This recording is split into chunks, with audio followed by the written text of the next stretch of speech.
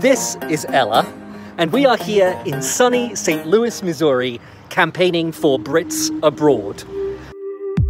Welcome to the Liberal Democrats abroad. We're campaigning for British nationals in Europe and around the world. Local parties are working much more effectively as Lib Dems abroad. We're the only party that has representation in Parliament for Brits living abroad. In the House of Lords, whether you live in Europe or overseas, we'll look after your interests. We're supporting British and European businesses, working together to overcome the Brexit hurdles they face. Our scientists and engineers are world class, and we want to see them collaborating with our European friends. Campaigning for overseas constituencies. Pensioners abroad have been abandoned with their pensions frozen. We are working to put that right. There are hundreds of Lib Dem members, supporters and sympathisers. We need to do our best to support them. Working in hotspots like Afghanistan. Come to our stand to talk about unlocking the potential of the millions of Britons living abroad who are soon to get the vote again. Have a great day! Hi, my name's Elle, I'm Chair of the Young Liberals, and this is what we do.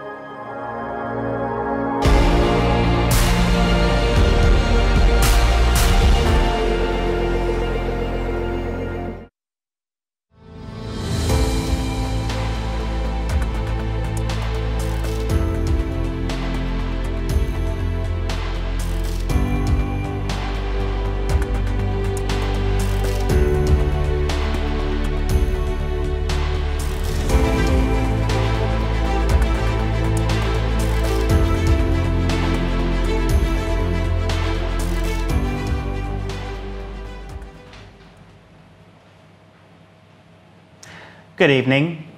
We now move to item F8, speech by Councillor Pippa Healings. Pippa is the Liberal Democrat parliamentary candidate for South Cambridgeshire, and professionally, Pippa works in environmental policy, running her own company which works with national governments and the United Nations, bringing people together so that all voices are heard on the hugely important issue of climate action. Pippa has attended every UN climate summit negotiation since 2010. Pippa is an executive councillor and chair of the Climate and Environment Advisory Committee on South Cambridgeshire District Council. She is also the deputy chair of the LGA's Environment, Economy, Housing and Transport Board. We now welcome Councillor Pippa Healings. I'm Pippa Healings, and I'm proud to be our parliamentary candidate in South Cambridgeshire, one of the top target blue wall seats, where we finished just 4.3% behind the Conservatives in 2019. It's a privilege to be speaking to you today, and I want to share a message from the heart of the blue wall, about the passions, hopes and dreams of the people who live here, about the values of the people I speak to on the doorstep, what they feel about this current Conservative government, and I want to show how we're taking on the Tories and winning. South Cambridgeshire is a fantastic place to live. We have beautiful villages with a strong sense of community, a booming biomedical and tech sector bringing in many high-skilled jobs, excellent hospitals, good schools and some wonderful access to nature. It's the kind of place people come and want to start a family and put down roots. Now, South Cambridgeshire has always had a Conservative MP ever since it was created. But the referendum in 2016 changed things. We took control of the District Council in 2018, and we've been winning traditional Conservative voters over to our cause ever since. And the events of the last 6 months have changed things even more. Everywhere we go across the constituency, the message is the same. I've always voted Conservative, but I can't vote for Boris Johnson or his lot. For our voters here, who value honesty, decency and a sense of public service, Boris Johnson's behaviour is indefensible. He has lied to the country. He's taken us for fools. He believes there's one rule for him and one for the rest of the country. And the Conservative MP here is Boris's mate. Central to a fair and liberal society are strong public services. And despite the incredible efforts by the NHS to keep us safe throughout lockdown and through the vaccination programme, under this current government, our hospitals are facing funding and staffing shortages. Here in South Cambridgeshire, we're fortunate to have Adam Brooks Hospital, an internationally renowned hospital and teaching and research centre, and one that's very special to me because it helped save my husband's life after they discovered his leukemia. But no matter how good a hospital, if the funding is not there to support the surge in demand and to deal with the backlog, then problems are inevitable. In recent months in Cambridgeshire, hospitals have been grappling with huge ambulance queues, busy A&Es with long waits and a lack of beds. In December, more than 300 ambulances had to wait more than an hour, and more than 2 in 5 ambulances had to wait more than 30 minutes to hand over patients at A&E. And here at Adam Brooks, they had to erect a marquee outside A&E to triage patients on the pavement. Just as in North Shropshire, across the country, the crisis in emergency services is simply not sustainable. As Liberal Democrats, we are calling nationally for an inquiry into the pressure on emergency services. And here in South Cambridgeshire, residents feel let down as those pressures keep on mounting. Equality and opportunity for everyone are one of our key Liberal values. And the right to an education, to open up those opportunities and to develop skills should be available for every child. I used to be a teacher, and I just love seeing kids' eyes shine with learning.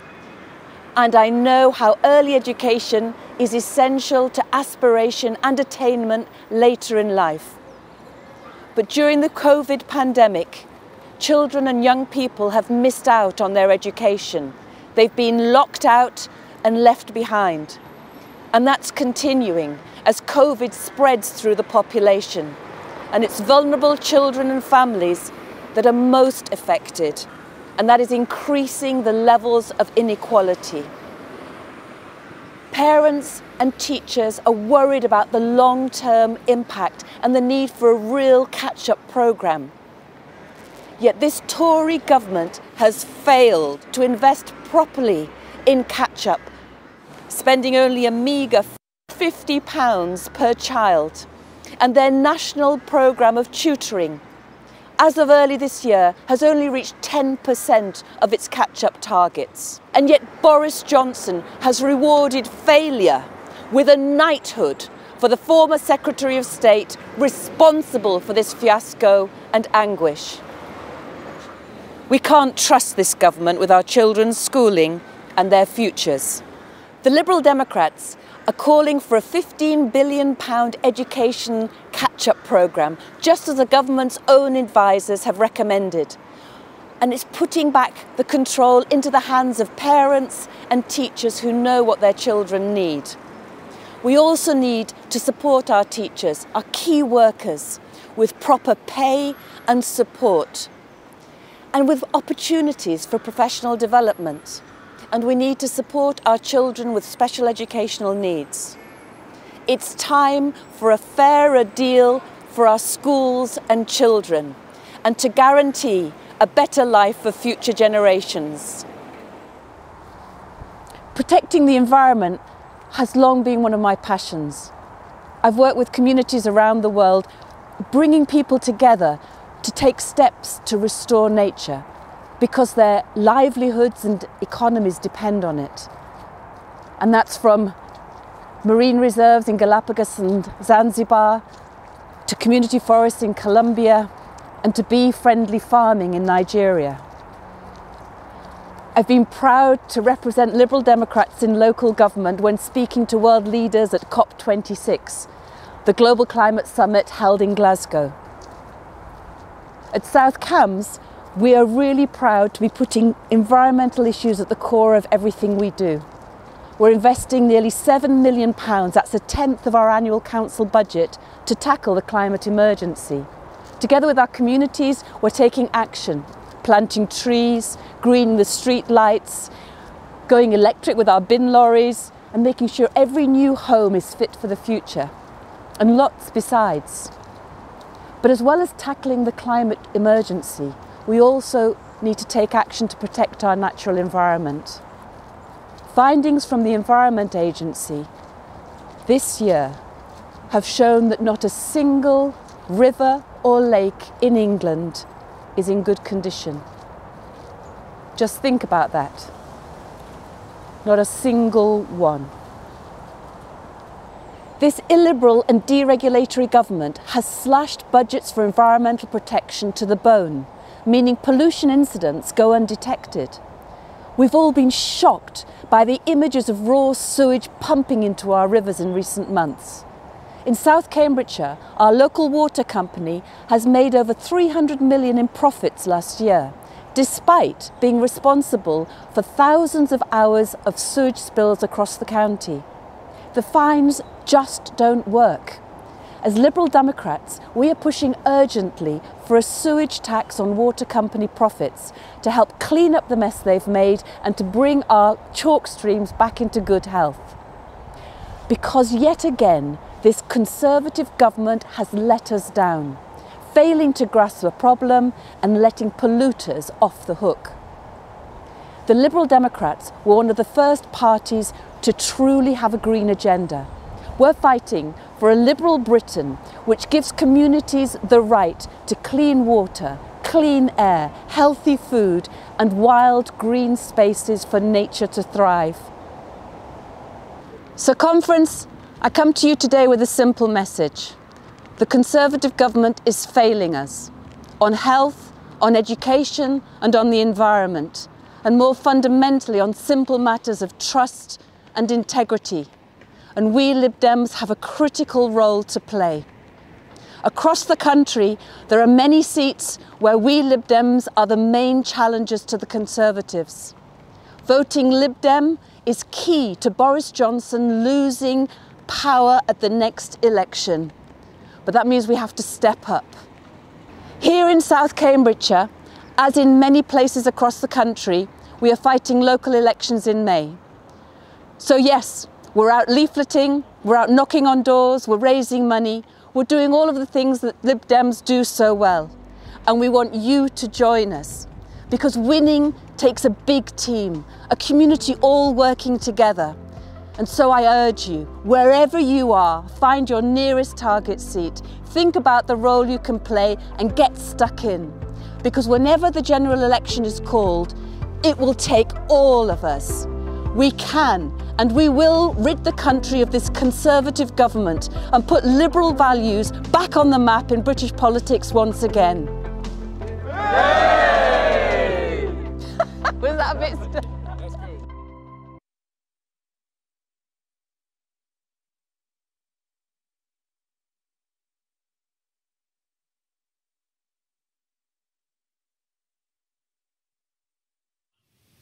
Hi, this is Cara Jenkinson, and I'm one of the Vice Chairs of the Liberal Democrat Federal Conference Committee. This autumn, we're really keen to encourage new voices at conference. If you've not spoken at a conference before, now might be the time to give it a go. There'll be debates across a wide range of topics, and we're keen to hear from people who may have direct experience of the issues being debated from their personal lives, or perhaps have professional expertise that they can add. The first step is to look at the conference agenda. Once you've decided on the debate that you would like to contribute to, make sure that you put in a speaker's card by 5 p.m. on the evening before the debate is due to happen. I call it a speaker's card, but actually it's now an electronic form which you can access via the conference website. You'll need to put in a bit of information about yourself, about what you'd like to say and what you'd add to the debate. You'll hear back the evening before the debate if you've been chosen to speak. The conference team will schedule a short technical check and will let you know how to join the debate. We've put together a few short tips on writing a great conference speech. Bex and Duncan are here to share them. Everyone prepares for a conference speech slightly differently. However, the aim of this is to provide some general tips that can help you however you prepare. Firstly, some people will write out their whole speech and read it off, whereas others will read from bullet points. But regardless of which one of these you use, make sure that any facts you want to quote are accurately written down and clearly marked on your paper, underlined or highlighted if this will help you, because you want to be able to clearly and correctly quote them in your speech in order for them to give the most impact. Secondly, I always make sure I have at least one backup point, because you never know what the speaker before you is going to say. And if their whole speech is focused on one of the points you were going to make, it can be helpful to be not repeating that same point. And finally, 3 minutes isn't as long as you feel it's going to be. So don't try to fit 7 points into a 3-minute speech. You will either end up getting cut off halfway through, or you'll be speaking so quickly that no one watching the debate will be able to understand the points you make. Pick the points you feel will fit best into the speech and focus on making them the best speech you can. Best of luck to all of you in your conference speeches in the future. Hello, my name's Duncan Brack. I've been giving speeches at conference for more years than I care to remember. I've been asked to give you some tips on speaking at conference, so here they are. First, make sure you know how much time you've got. The maximum allowed lengths for speeches are printed in the conference agenda at the end of each motion. They're normally 3 minutes, unless you're giving the opening or closing speeches on motions or amendments. That means you can calculate how many words you can fit into your speech. An average person speaks at about 150 words a minute, but you might well want to go faster than that to give your speech pace and urgency, or sometimes slower, to emphasise your main points. But if you go too fast, your audience might not follow you, and if you go too slow, they might be bored. And if you run over your time, you risk being cut off by the conference chair.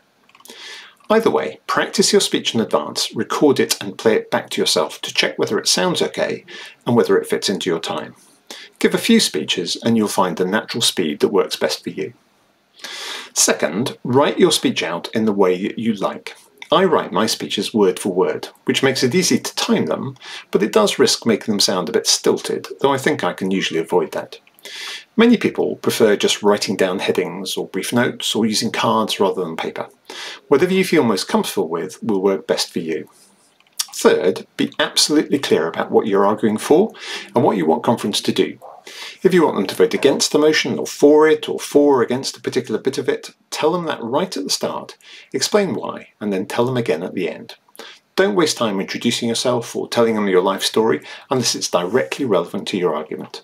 You're there to persuade them to vote the way you want them to, so be as clear as possible about why. Fourth, don't get worried if you get nervous in advance. Everyone does, no matter how experienced they are. Take your nervous energy and put it into your speech. Giving a speech at conference is challenging and nerve-wracking, but it teaches you to focus on what you really believe and what you really think about the motion that's being discussed, and it gives you a real adrenaline buzz. So my final tip is, enjoy yourself.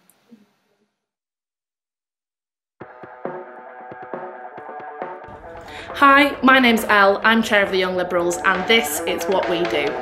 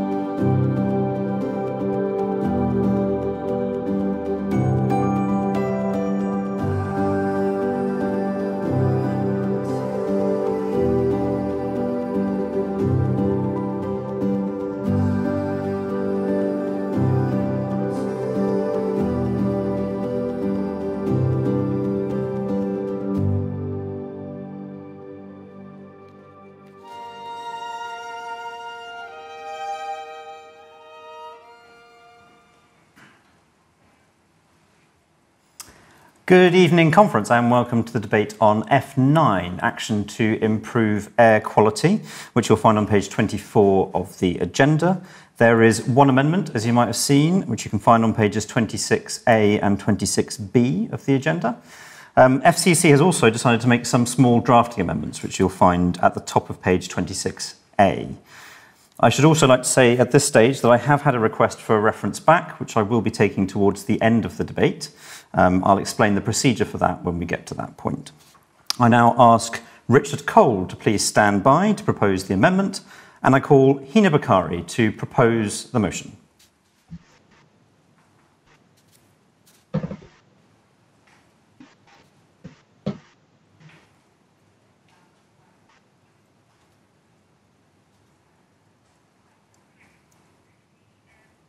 Hello, conference. Thank you so much for listening today. Now, Ella Adu Kissy Deborah was only 9 years old when she passed away from an asthma attack in 2013, the very first person in the UK to have air pollution listed as a cause of death. Her mother, Rosamond, was forced into the limelight and is now a leading campaigner against air pollution in London. Her grief has driven her and her family to push for more awareness and education on how very simply air pollution is killing our children. Ella's death highlighted why we have no choice than to make air pollution a priority. And I know that we're living through a time in history that will be marked as a time of crisis, with the world watching hundreds die in Ukraine, with refugees fleeing war and famine, and a country like ours in economic decline and the cost of living rising.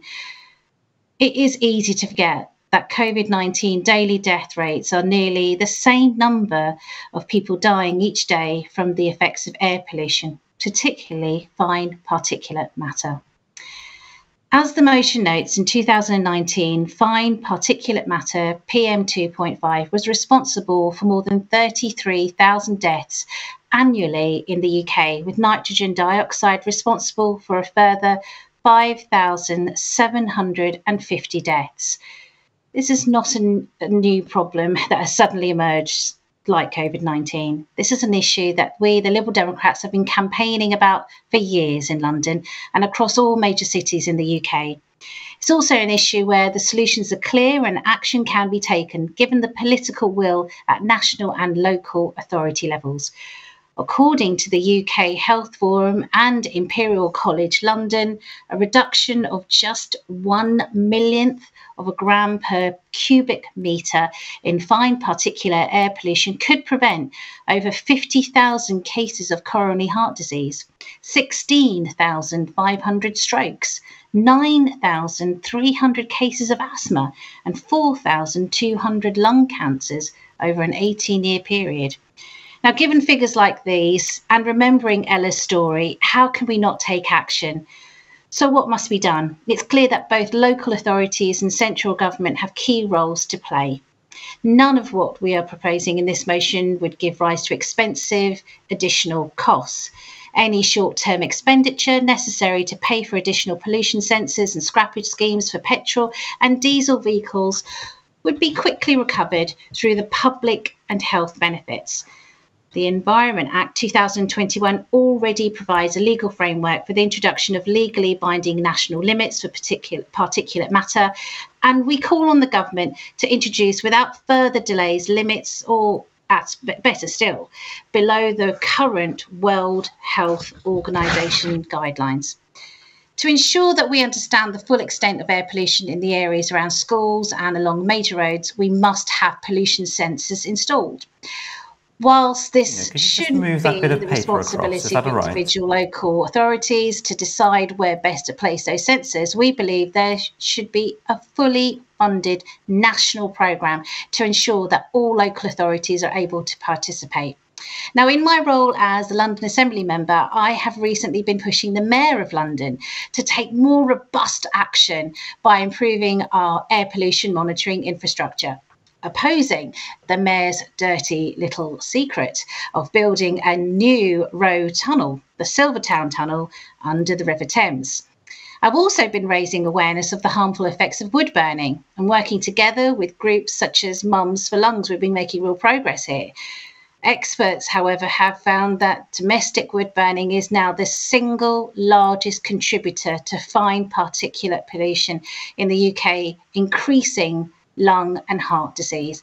But with gas prices rising, there has been a 20% rise of sales of wood burning stoves this year. Now, in relation to motor vehicles, we remain committed to ending the sale of all new diesel and petrol cars, including hybrids, by 2030. But to enable this to happen, there must be rapid acceleration of installation of charging points, coupled with scrappage schemes to encourage households to phase out petrol and diesel vehicles. And this is why we've been urging the Mayor of London to look at and invest in more sustainable zero-emission freight transport options, such as cargo bikes for small businesses, market traders and individuals. We continue to remain opposed to any airport expansion in London and across the southeast of England. Liberal Democrat local authorities such as Portsmouth have started to show what can be done at a local level, but without national framework and some relatively limited short-term additional resources, it will be difficult to deliver the reduction in air pollution that we must achieve. As a mum, thinking of Ella's story really does break my heart. And that is why we must continue to fight for justice on climate and air pollution. And I want my children and every child to grow up in a country that has clean air, that's safe to breathe. Because clean air is a human right. Air pollution affects us all, and we must therefore work together to tackle it. That involves bringing people with us. Conference, please support this motion and the proposed amendment. Thank you. Wonderful, thank you, Hina. And I particularly enjoyed the reference to Silvertown Tunnel. It was a big part of the election campaign that I was in 2017 in Greenwich Borough. So fantastic work. I'd now like to ask Alessandra Rossetti to please stand by, and I call Richard Cole to propose Amendment 1. Thank you very much. And Conference, it's a pleasure to be here debating this issue. It is a vital, important one. As a grandparent with grandsons who have asthma, it has a personal resonance with me, and making sure that they live in a world where there is much less air pollution and far fewer particulates is really important, both for them and me, and of course for everyone around the country. We do welcome this motion and much that's in it. It's really good. But looking at the motion, we did feel that there are some areas where it needs to be adapted and strengthened. And in particular, when we're considering the role of local government around the country, it did need some additional areas put in, which is what the amendment does. It is very challenging for local government to tackle some of these issues on its own. If they do, either they end up displacing activity or potentially having huge backlashes from local people and particularly local small businesses. And to overcome that, they need two things. Firstly, they need a framework where they can work with people and bring them along in terms of changing behaviour. And secondly, they need the real resources from government to come in. And I'm particularly keen that we help small local businesses to change the way they transport goods. There could not be a better time than now to try and encourage people who use older diesel vehicles that are both expensive to run for them and the most polluting vehicles on the roads today to change to better forms of transport. Diesel is incredibly expensive and looks to get only more expensive. However, for many of those small businesses, they just can't do it on their own. They need financial support and help to achieve it. And that's one of the things this motion aims to try and introduce into the debate. There needs to be enough financial support for struggling small businesses to make the brave change to electric vehicles and other delivery options. And without that, we won't bring them along, and it will just be too much stick without any carrot. The other area that I want to mention is the importance of education. Portsmouth has already been mentioned, and I would like to bring up another thing. One of the programs we've run in Portsmouth is Cough, Cough, Turn It Off. it is actually a really useful way to try and remind people of the impact that idling has. And idling by ordinary vehicles adds up to a huge amount of pollution in the atmosphere of our cities. So programs that are properly funded to allow us to get people to change their driving styles to reduce the pollution can have enormous impact for small levels of financial input. So finally, I would like to just say, please do support both the motion and the amendment. They are important and they give us really good and firm policy to go out and talk to people about how we will improve air quality around the country, starting as soon as we can. Thank you, conference. Thank you, Richard. I now ask Matt McLaren to please stand by, and I call Alessandra Rossetti, who is going to be speaking in favour of lines 53 and 65 of the motion. Alessandra. Thank you, conference. And I will also focus on what the local authorities can do in terms of air quality. And I'm speaking to you from Haringey, North London. I've been elected councillor in 2018 for the Alexandra ward. And for those who are not familiar with it, Haringey is a Labour-managed council, and we are in the opposition. The borough has a size of 29 square kilometres, has an estimated population of 263,000 people.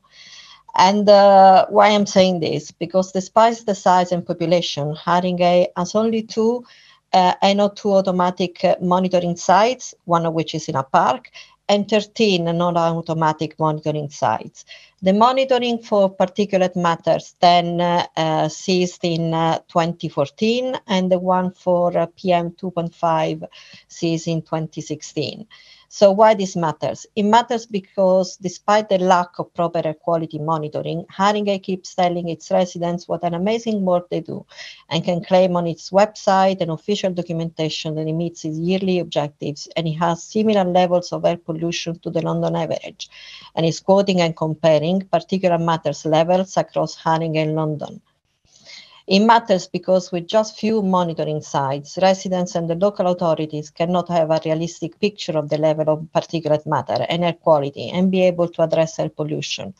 As Lib Dems, you can imagine we could not be happy with this. So we are campaigning around the lack of air quality monitoring, and we get Haringey Council to resume last year monitoring of PM, even if for one site only, and NO2 in 14 sites, close to school as part of the introduction of school streets, another Lib Dem request, by the way. But this is still very little and does not cover enough of the borough.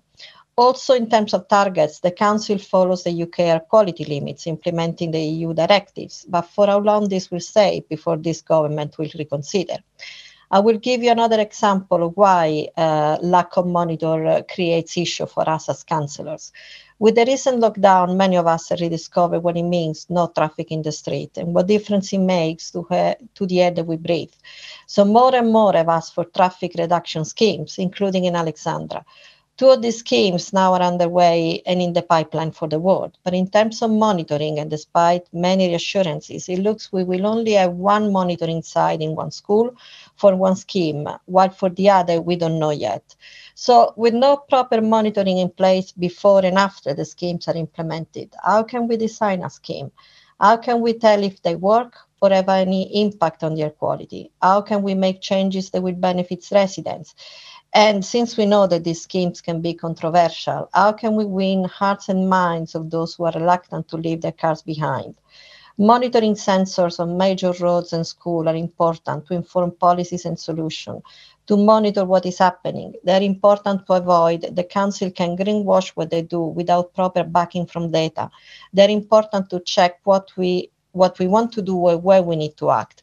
Linking monitoring and limits to international standards and guidelines are important to avoid watering down of targets and ensure consistency and comparison.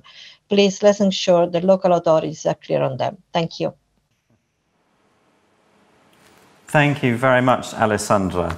After Matt McLaren, we will come to the reference back. So as I said, I will explain that once Matt has given his speech. But over to Matt McLaren now, who is speaking in favour of the motion. Matt. Thank you. First of all, I want to thank Ealing Liberal Democrats for bringing forward this motion. Air quality is a huge issue for us in London and other big urban centres, with air pollution having profound consequences for those continually exposed to it, including shortening lives.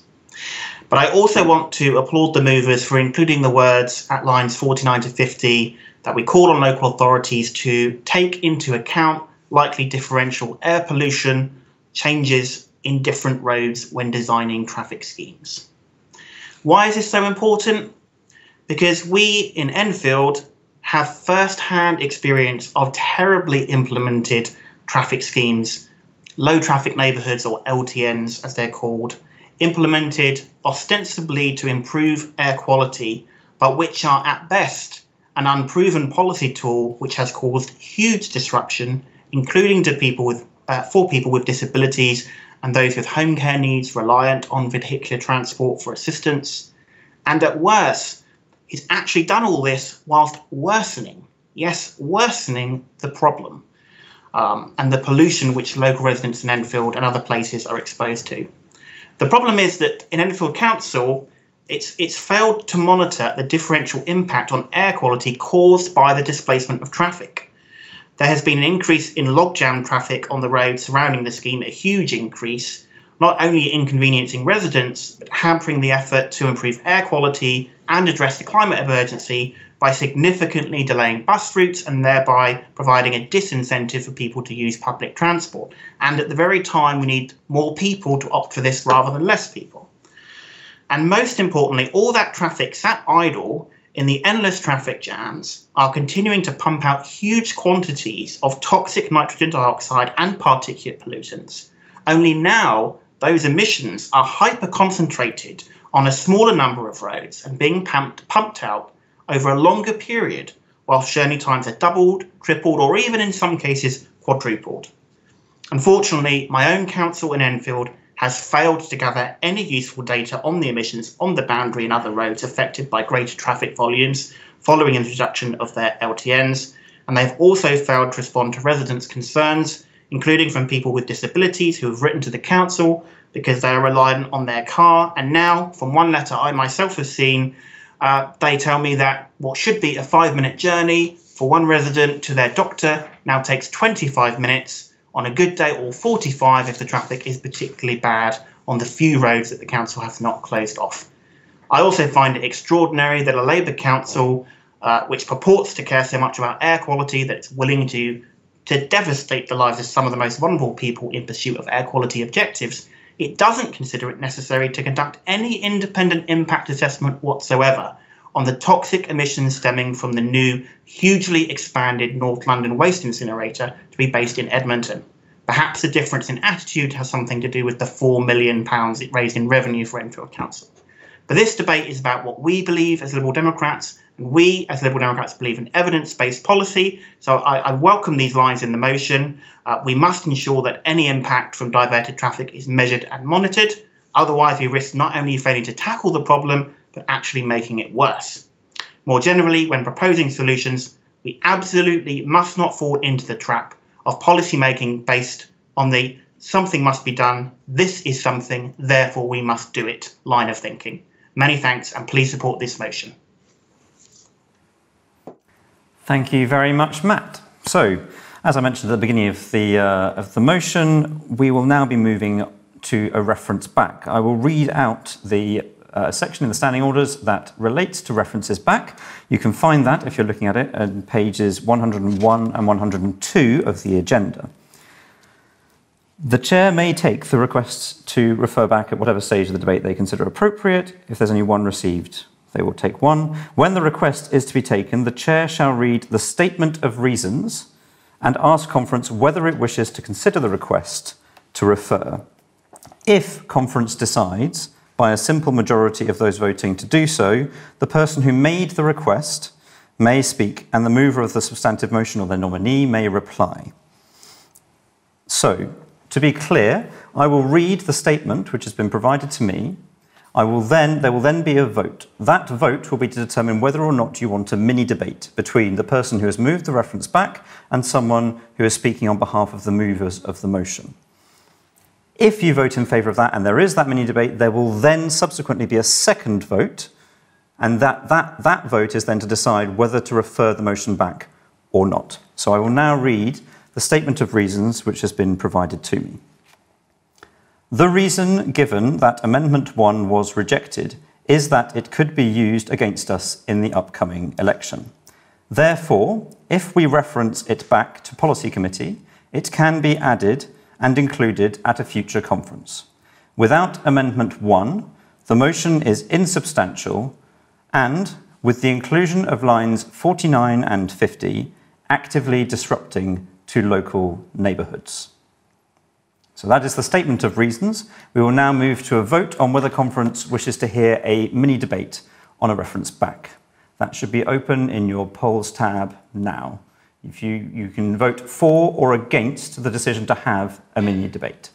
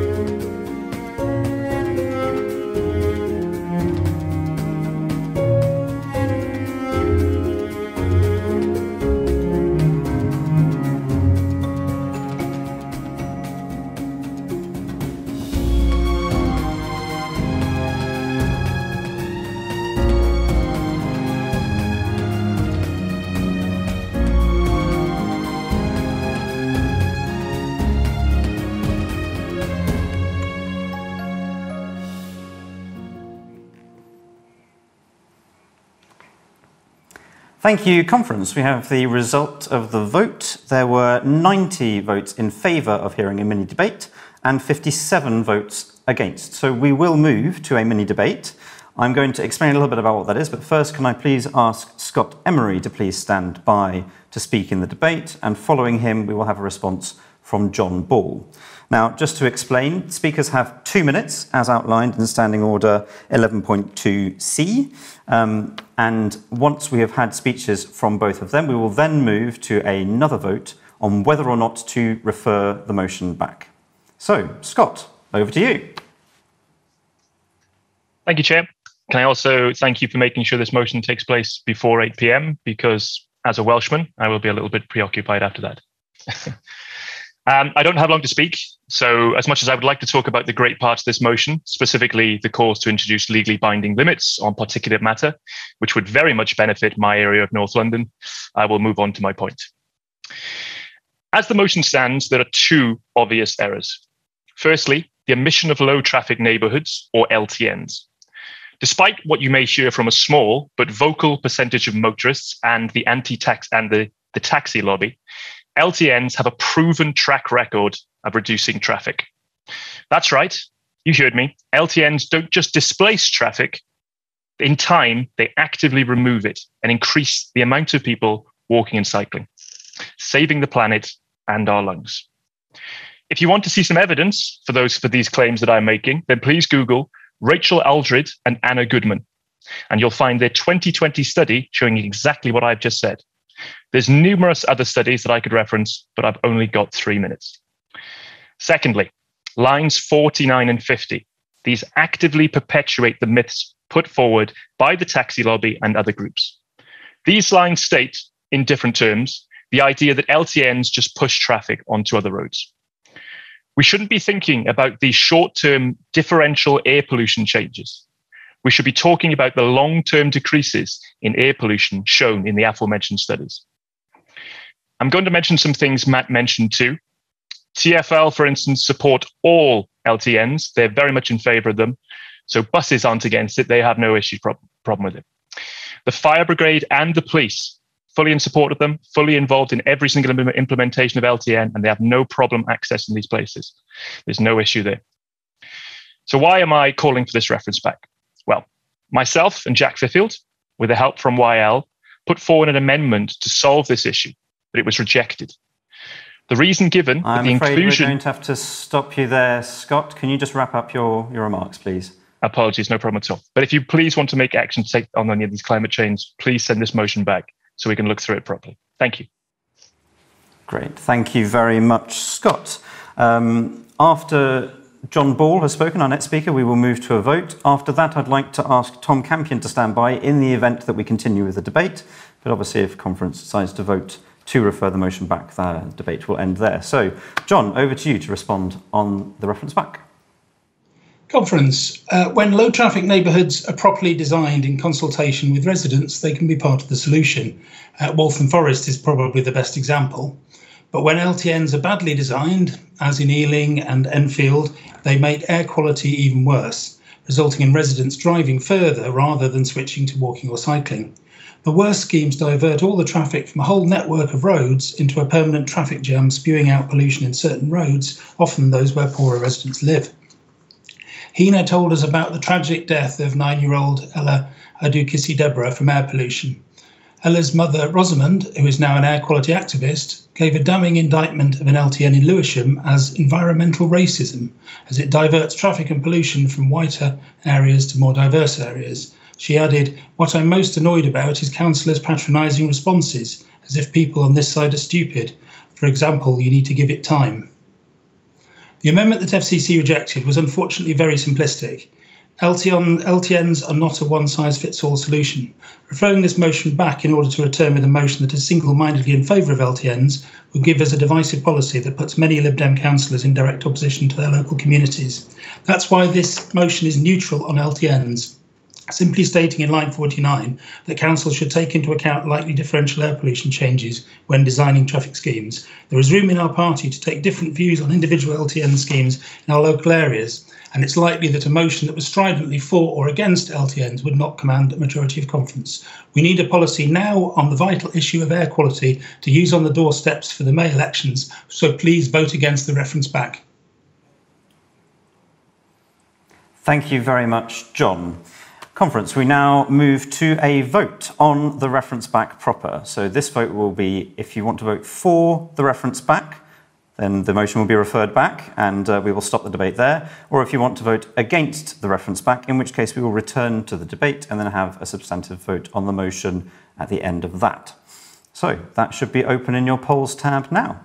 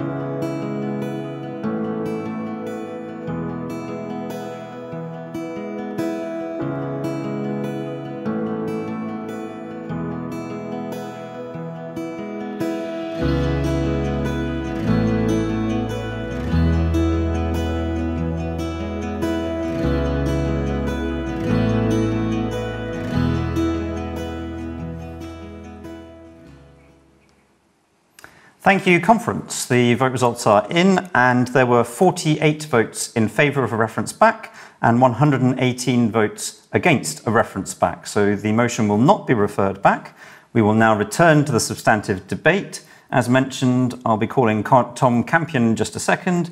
Tom will be summating Amendment 1. I'll then ask John Ball to please stand by, who will be summating on the motion as a whole. So, Tom, over to you to summate on Amendment 1.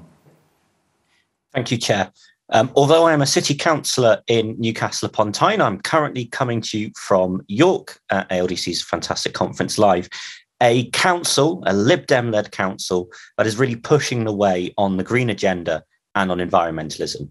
A council which, if we pass this amendment, will be equipped with more tools to be able to do more to tackle the air pollution problem that we are facing at the moment. This amendment is actually, as Richard said, about augmenting an already good motion. It's a fantastic motion as it is. What we're doing here is simply adding extra bits to it that we believe as local government representatives, as city councillors, district, county councillors, we believe will give us greater tools to be able to tackle this problem head on. It's also about making an argument, and it's about making a position where actually we can come out as a party in favour of helping and supporting those small and medium businesses who are actually the backbone of our local economies across our cities, towns and countryside. And that's what this is about at the end of the day. It's about supporting those small businesses, ensuring that we can give them support to help put them forward when it comes to fighting the fight against the environmental crisis and against air pollution. Now, normally as a summator, I would respond to some of the points people will have made about the amendment. Unfortunately, we didn't have any speeches about the amendment, but that is completely fine. I think it shows how conference is united in hopefully supporting this amendment and ensuring that local government is equipped to fight the battle against air pollution. So I encourage you, please do vote for this amendment. Give your district, county, town, parish, city councillors more power to tackle air pollution and to lead the way in supporting our small and medium businesses. Thank you very much, conference. Thank you, Tom. I now ask John Ball to please speak to summate on the motion as a whole. John. Good evening again, conference. Poor air quality blights our towns and cities. It especially affects people who have asthma, like me and my 5-year-old son Oliver, who's just been prescribed an inhaler. Every one of us, from the youngest to the oldest, has the basic right to breathe clean air. I'm a councillor in Ealing in West London. Ealing's a lovely place, but it has the North Circular and A40 running through it. This motion arose from a desire among members of my local party to take real action on air quality. That starts with a fully funded obligation for councils to install air pollution sensors, but most importantly requires the government to introduce legally binding national limits for pollutants. It's a scandal that the UK government currently allows pollution at 4 times the level recommended by the World Health Organization. Hina vividly set out the shocking death toll and litany of diseases caused by poor air quality and the excellent work she's done at pressing the Mayor of London on this issue. We welcome the ALDC amendment, which provides valuable additional detail, as we heard in the well-informed speeches by Richard Cole and Tom Campion, especially on the need to bring residents and small businesses with us. Alessandro starkly showed the importance of more air quality monitoring sites, especially close to schools. And Matt McLaren gave us Enfield's example of badly designed low traffic neighbourhoods.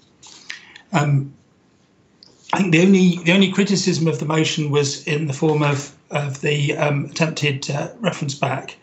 I won't go through all the arguments that I used in that mini debate, but suffice it to say that this motion is neutral on LTNs and can thus command the support of people who take all views on that issue, from being in favour of all LTNs through recognising them as one tool that can be used among many options to being against them overall. There is room in our party to take different views on individual LTN schemes in our areas, but I hope we can all agree with the motion in front of us today. So, conference, let's support clean air zones. Let's install more pollution sensors. Let's have more green buses and taxis. Let's unite to fight for better air quality together.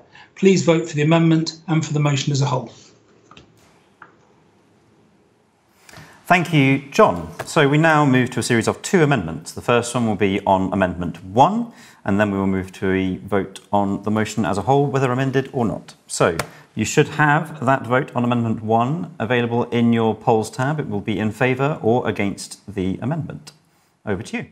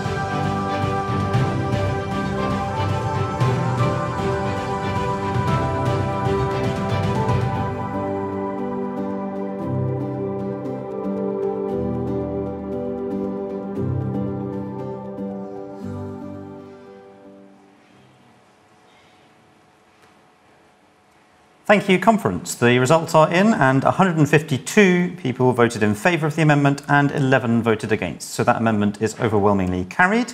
We now move to a vote on the motion as amended. Again, that will be in your polls tab. Please vote either in favour or against the motion as a whole.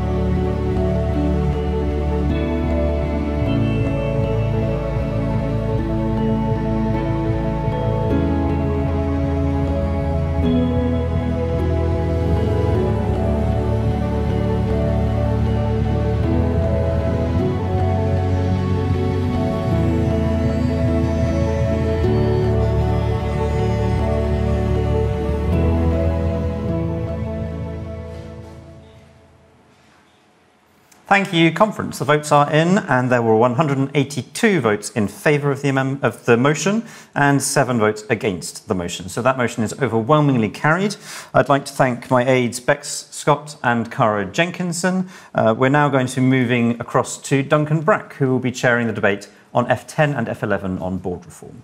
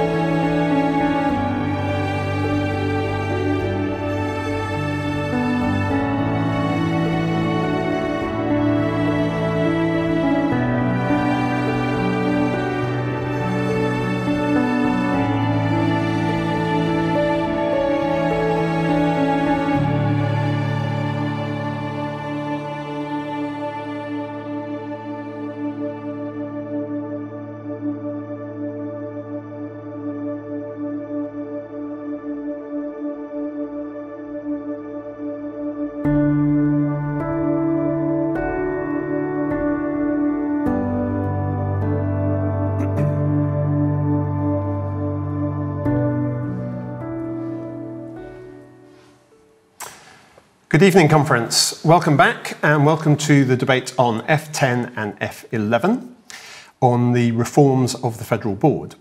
Now, we have 178 lines of constitutional amendment, 24 lines of standing orders amendment, 4 options in the constitutional amendment, 2 secondary amendments to the constitutional amendment, 2 secondary amendments to the standing orders amendment, and 3 requests for references back.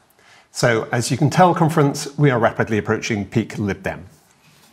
You will see the text of the motions, the 2 amendments, Constitutional Amendment and the Standing Orders Amendment, on pages 27 to 34 of the agenda.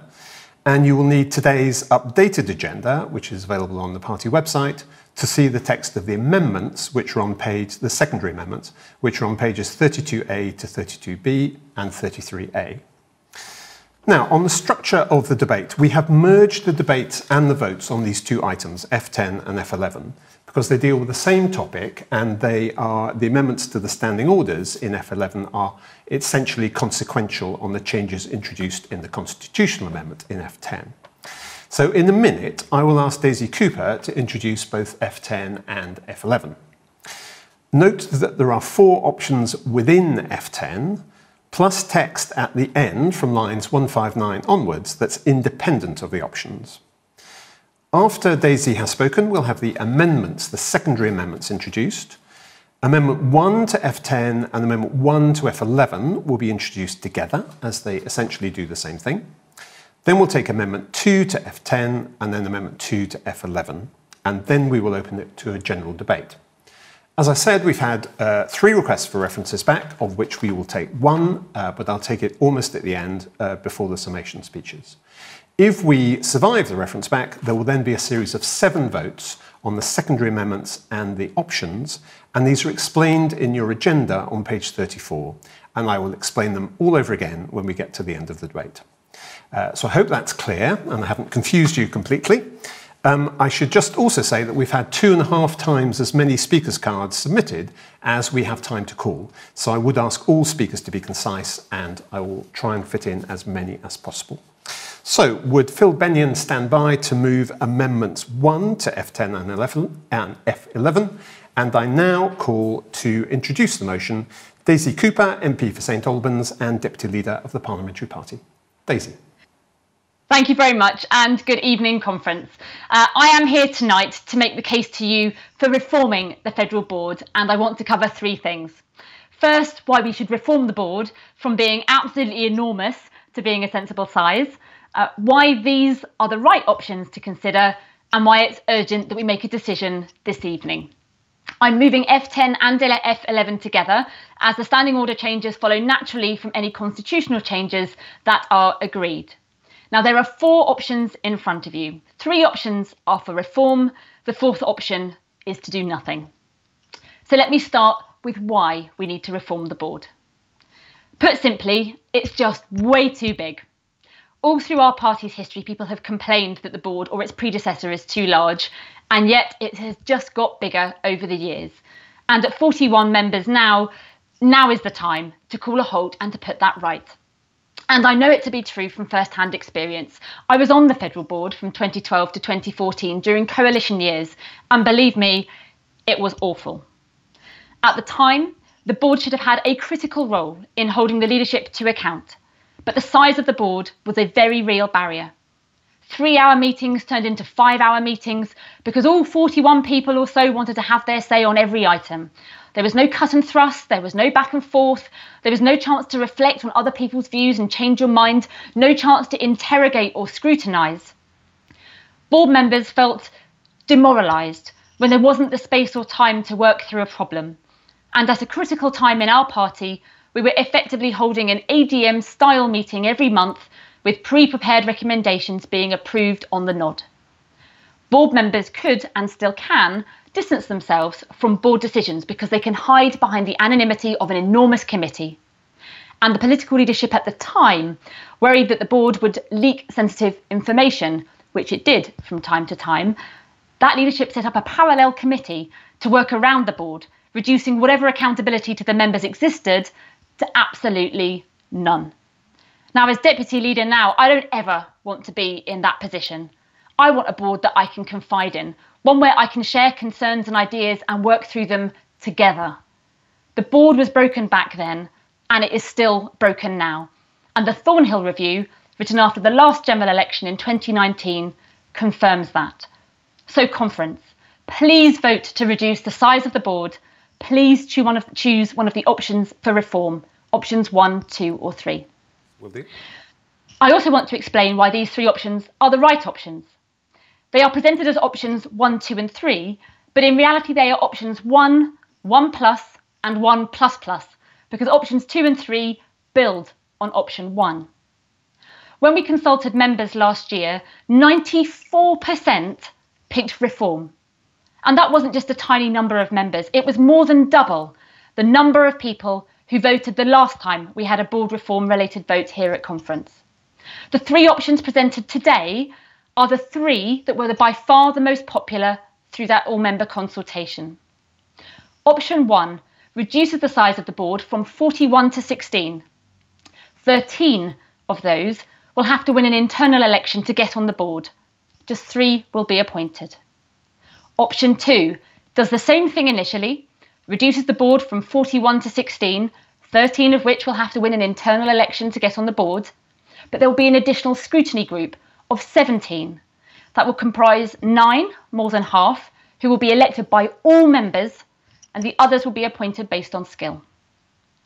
Option 3, again, reduces the federal board from 41 to 16, but that group will be scrutinised by a full council of 40.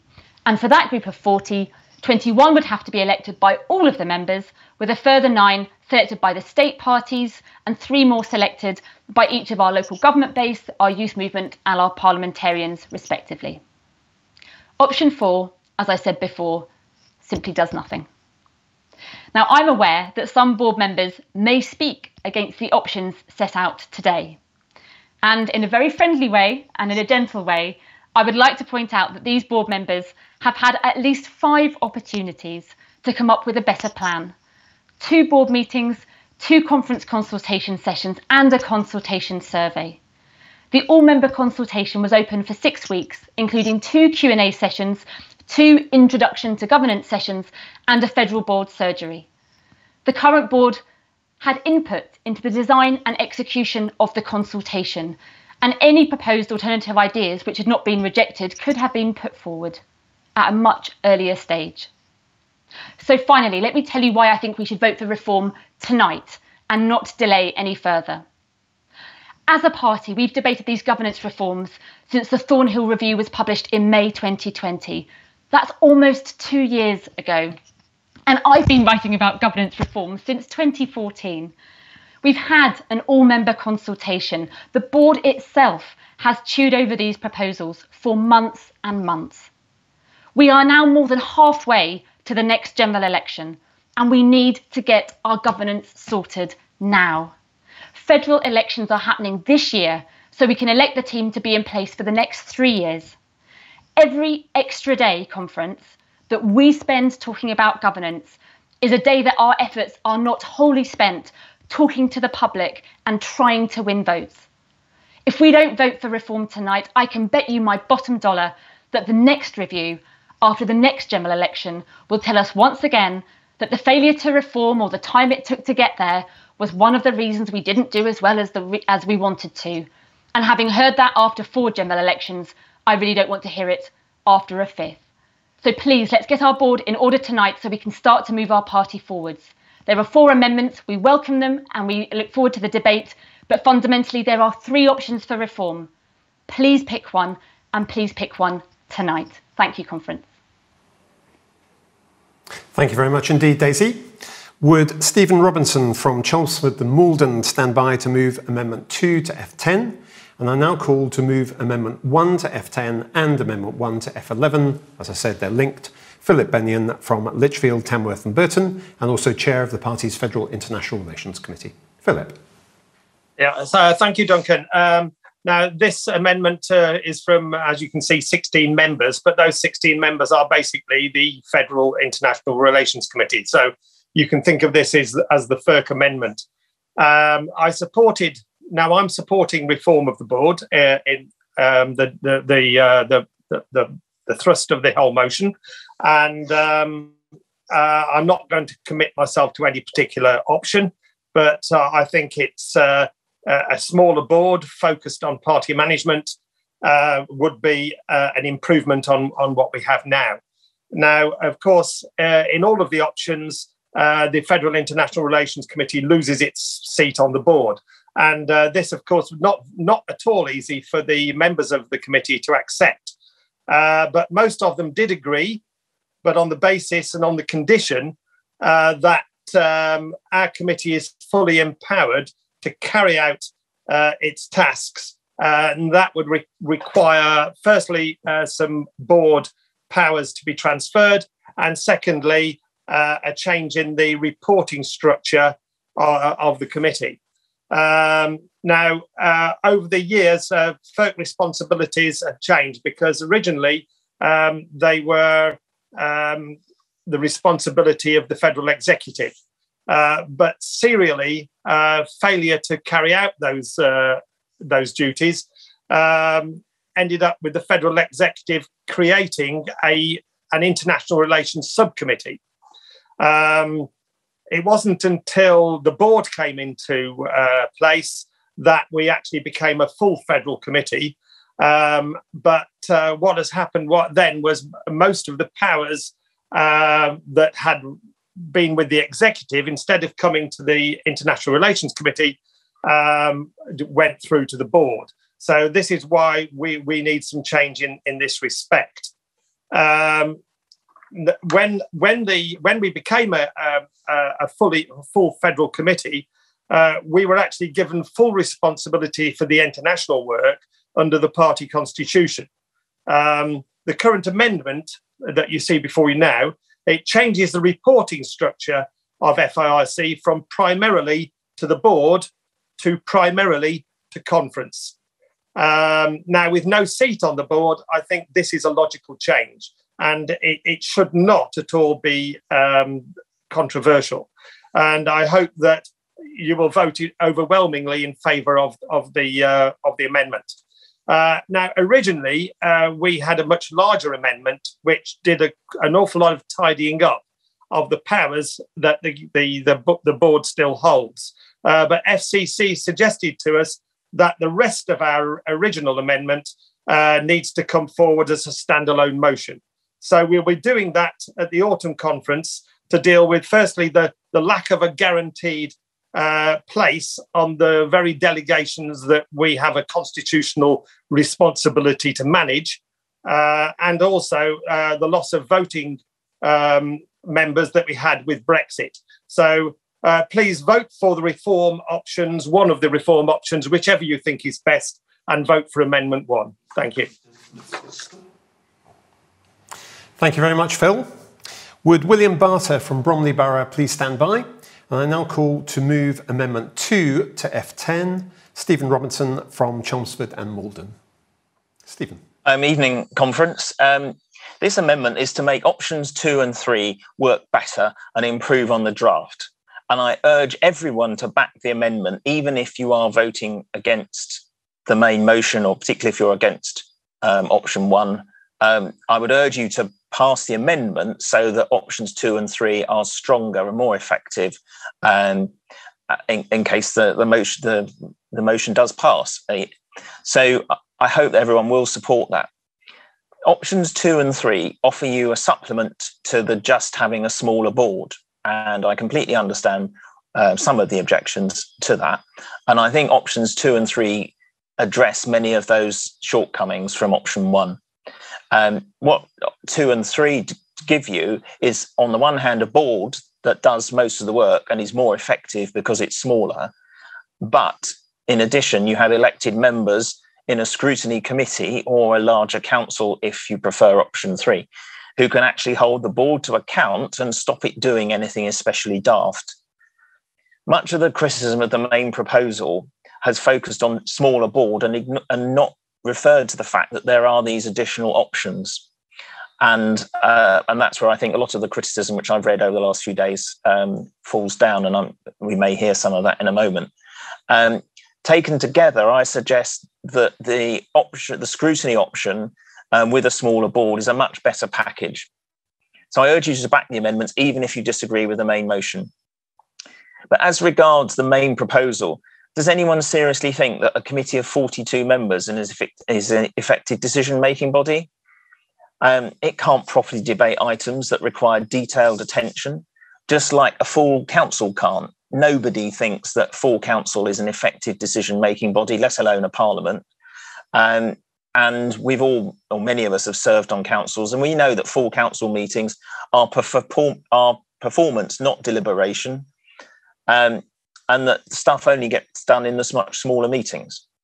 And I'd argue that actually the larger board was one of the reasons why there was a failure of leadership in the general election of 2019, as identified in the Thornhill report, and a smaller body would have been more effective at holding the leader to account. But to ensure that essential wider party democratic input you can add an oversight body. And in local councils and common select committees, Lord select committees, I've seen that scrutiny done well can bring an extra and effective role. And so that's why I strongly urge you to support the option 2 or option 3 as a very helpful supplement to the sort of the main proposal. And my amendment strengthens the procedures for the scrutiny function to give it more teeth. So I urge everyone to back the amendment, even if they want to vote against the sort of the main proposal. But I hope that if the amendment passes and you vote for option 2, that you'll then feel able to support the whole package, so that we can create a body that can discuss and take decisions properly with an elected scrutiny body as an effective safeguard. Thank you, conference. Thank you very much, Stephen. Would Richard Cole from Portsmouth please stand by? I now call to move Amendment 2 to F11, William Barter from Bromley Borough. William. Thanks a lot. Hello, conference. It's good to be back speaking to you again. I care about scrutiny. I care about democratic oversight. These are principles that we just get as Liberals. And in fairness to the authors here, it's clear that they understand the need for oversight. The move to introduce the ability to know confidence the party president is a step forward, and Mark and the federal board team deserve our sincere thanks for adding this extra check and balance. Which is why I'm all the more confused by the rest of the motion. Our current federal board is not perfect, partially because it balances different duties, bringing together people who are in senior positions in the party and people elected by the entire party to help make decisions and provide oversight.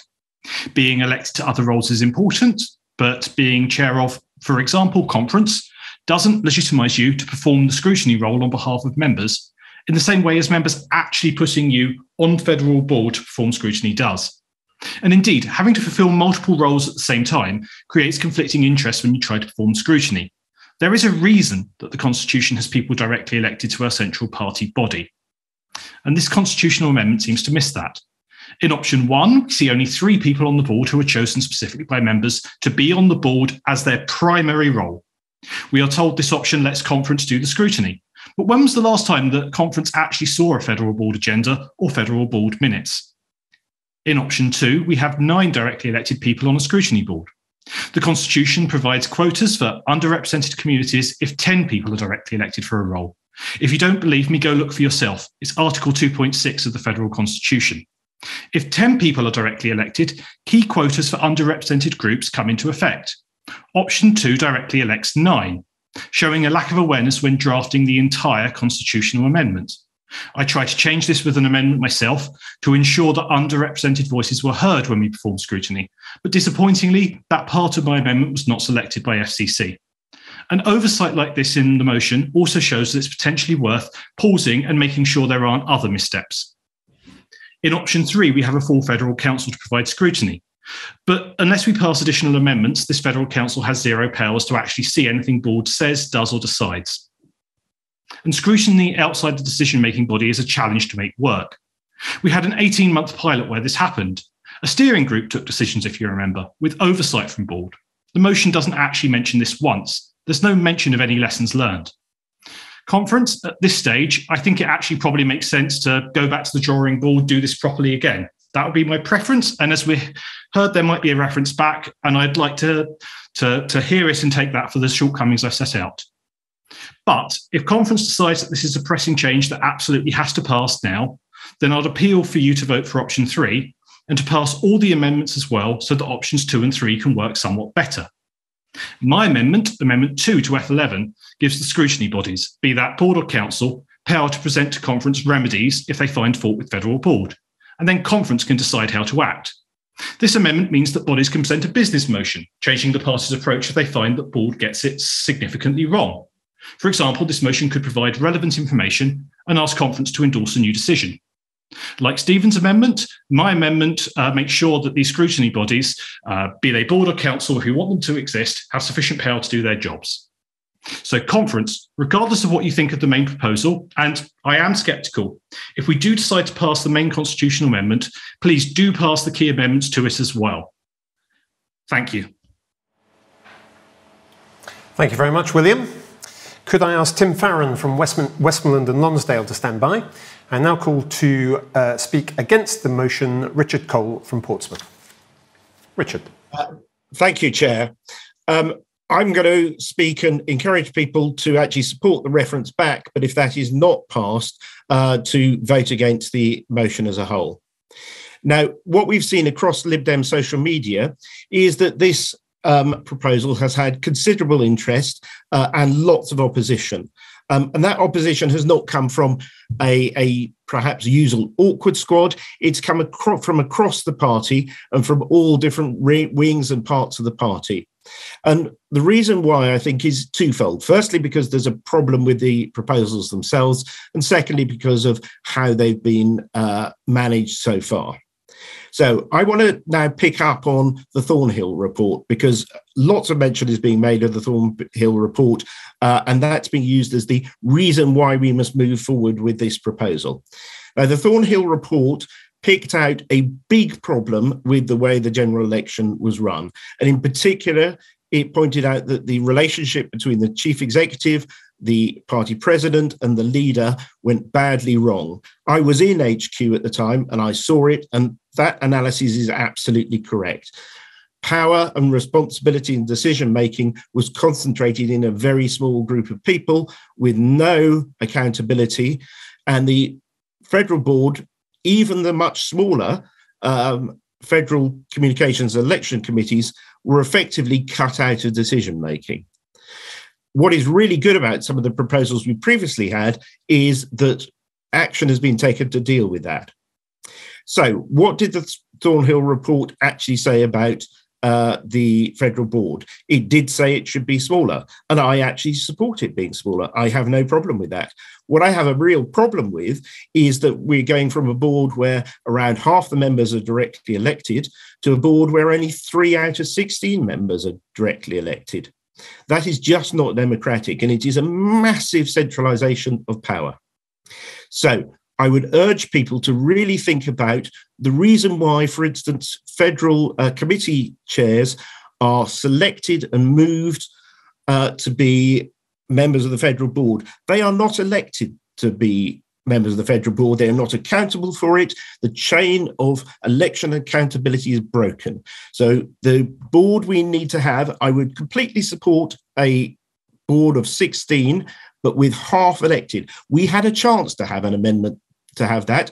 Unfortunately, there was very heavy lobbying by the various powers that be that said, actually, conference is not allowed to have that option in front of them. Take a moment to think about that.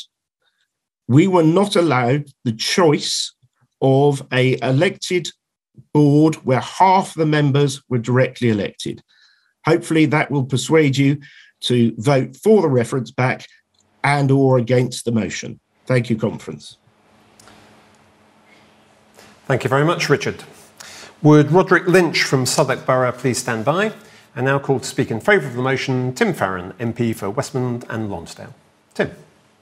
Evening, conference. I just want us to do the right thing by the party tonight, and I don't think I need to be too prescriptive about what the right thing is. I'm dead certain what the wrong things would be. So I'm here to encourage you to not do two things, and otherwise knock yourself out. Things not to do. Don't vote for option 4. Why? Because that's to say the 2019 election campaign and to look at the Thornhill review and to think there's absolutely nothing we could learn from it. And everything we did was spot on. And the organisation of the party nationally is both effective, efficient and democratic enough. Nobody seriously thinks that. The second thing that you shouldn't do, if you take my advice, is to refer it back. To refer it back is to say that despite the fact that we've had one of the largest consultations we've ever had, with probably more people taking part in the member survey than are at this part of conference, where despite the fact that the federal board itself has had several opportunities that they've taken to discuss and to mull this over and to consider it and to amend it, despite the fact that we had not one, but 2 consultative sessions at conferences to talk about this, but we haven't contemplated our navels enough. And what we need is to use some of our finite time and energy on examining the depths of our navel rather than what we really need to do, and that is to beat the Tories. And all said and done, some things that are just worth looking at. Yes, of course, the board is far too long. As a former chair of federal executive, I can tell you the board is far too big to be accountable and to hold the leader and others to account. It is unwieldy. I can also tell you what we've heard about the democratic nature of the proposal. That's not right either. 16 of the 19 members of the board will be elected. Of course, it will be democratic. But in the end, we can spend the next several months, if we like, looking for the best, and passing over the good enough. And we know exactly what will happen as Liberal Democrats. We'll play whack-a-mole, trying to make sure that every bit is absolutely perfect and then undoing the perfection of something else. We should not be doing whack-a-mole. We should be putting this to bed and getting out there and whacking the Tories as well, or instead. So let's vote against any reference back, vote against option 4. Let's reform the party. Let's win elections. Thank you very much indeed, Tim. Would John Ball from Ealing Borough please stand by, and now call Roderick Lynch from Southwark Borough to speak in favour of the motion. Roderick. Good evening. I'm Roderick Lynch, Vice Chair of LDCRE, and I also sit on the Federal Audit and Scrutiny Committee. I welcome what this motion is trying to do, the main motion. The formal review of which I was an author made a recommendation that the Federal Board was too big and it needs reform. Members who were surveyed, of which 70% said the board should be between 1 to 20 people, 90% said it needs to be smaller than what it is, and I was one of them. The General Election Review has its legitimacy. 22,000 emails and 240 submissions form that review. The review panel of 15 spoke to members at all levels of the party, the great, the good, and the not so good, like myself. Baroness Thornhill delivered a drains up recommendations approach. All that time and effort will be wasted if we're not to deliver on that review here this evening. That would leave us running headlong into another general election without learning any lessons from the GE19 review. That looks like a suggestion box approach to me. Too many participants, the box is full, just take it out and continue regardless. No conference, this can't be so. Enough is enough. Amateurism, dressed up as liberalism, has to be a thing of the past. We need to be more leaner, modern, more professional, focused, with professionalism running through our DNA. Those trying to use diversity or lack of as an argument is misguided. What good is my voice in and amongst 41 people, especially when they are too cumbersome to listen, to understand, and to act? Come on, conference. Our structures are so complicated, we literally have to employ graduates with specialist understanding of governance in the hope that they can explain it to people like myself. Although we are in March, not in December, turkeys spring to mind. Those who have hogged seats for years are fearful that the seat will be pulled from underneath them. Fewer spots on the board will mean people have to really fight for them. And at the moment, certain people can win by just using their bubble, not by talking to the party. The mood music is for change. This is the start of change. Change may not be perfect, but we can add and change along the way. Doing nothing is not an option. Reference back is for cowards, and it's a cowardly way out. Remember, this review knew when the board didn't function well. Power seeps elsewhere, and an ineffective board is a less democratic one. The outlook of the party is bright. Let's focus on being a modern, fit, professional, and lean political party organisation with a board that leads from the front, ready to take on the Tories. Conference, vote for this motion. Thank you. Thank you, Roderick. Would Paul Farthing from Chichester please stand by, and now call to speak against the motion John Ball from Ealing Borough. Thank you. Fellow Liberal Democrats, and the key word of those for this debate is Democrats, as the changes proposed here strike right at the heart of the party's internal democracy. It's clear that the key decision-making body of a democratic party must be directly elected by our members. If there is a desire to reduce the size of the board, that must be achieved by reducing or eliminating ex officio places rather than by reducing the size of the directly elected block. Having a large elected block ensures diversity of opinion, which is essential for effective scrutiny, but it also ensures diversity of protected characteristics via the diversity quotas in clause 2.6 of the Constitution. The current Constitution provides for Federal Board to have a majority of directly elected members, currently 15, but that is defined as one more than the various other roles that aren't directly elected. So taking one ex officio post off Federal Board automatically reduces the size of the board by 2. Failing to elect a block of at least 10 members removes guaranteed representation for underrepresented ethnic groups, disabled people, and trans and non-binary people at a stroke. Option 1 has a block of only 3 for the board. Option 2 has 3 for the board and, frustratingly, 9 rather than that magic 10 for the Scrutiny Committee.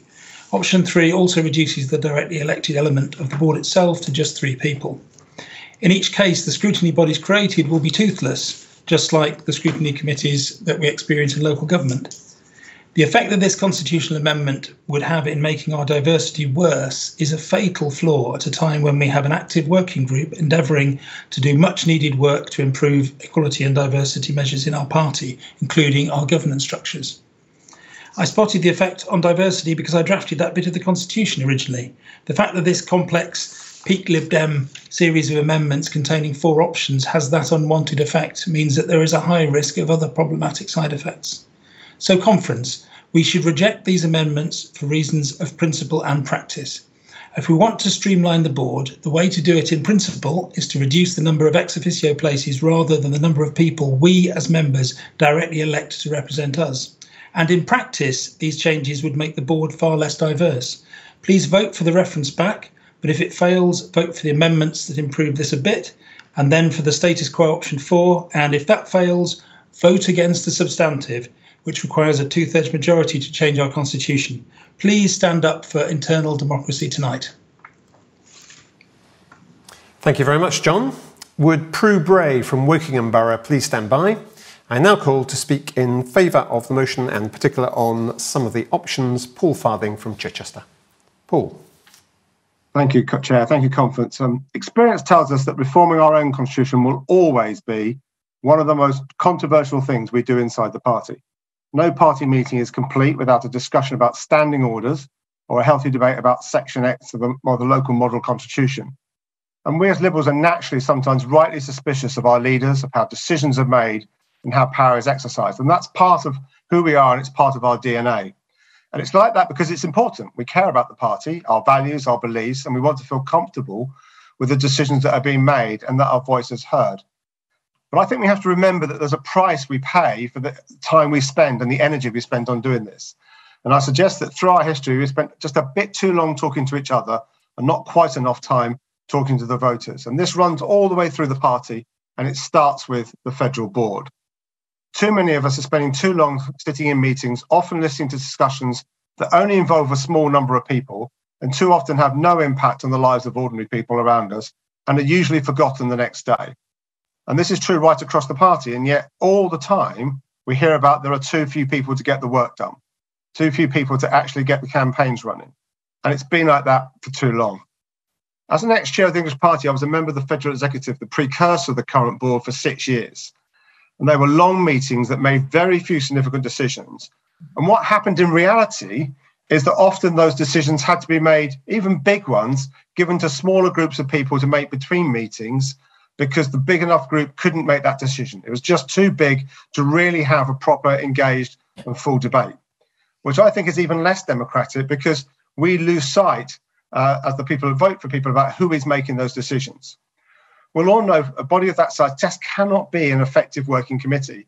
And we might not like that. And we might want to try and trade off the fact that it's got this number of elected people and this number of block. But there's a sheer reality that you can't run an organisation effectively in terms of a dialogue with 40 people around the table and really make decisions that actually involve a range of voices. You can't build a team that people can get used to and work to each other. And it becomes very hard to work out who you're really trying to hold to account. As a contrast, I'm a chief executive of a hospice, which is run by a board of just 10 trustees that meets for 2 hours, 6 times a year. And you're struggling to convince me that anything is more important than looking after life-limited children and their families. So this evening, we can take a step in the direction of being a party that focuses a bit more on the voters and a bit less on itself. So conference, I would urge you to take the risk and vote for option A, or to create a more effective leadership structure and the knowledge that the very big decisions this party takes are taken by conference. That's what happens when the very big things happen, is that we have a conference structure where we bring those to it. And if we need a check, then that's what we do with option B, and that can create an effective scrutiny body if we need one. I was once told that power often lies in the other room. Please bring your remarks to a close, Paul. I will. If we want to be on the inside and have a voice, sometimes we have to let others be in that room. We all have a role to play.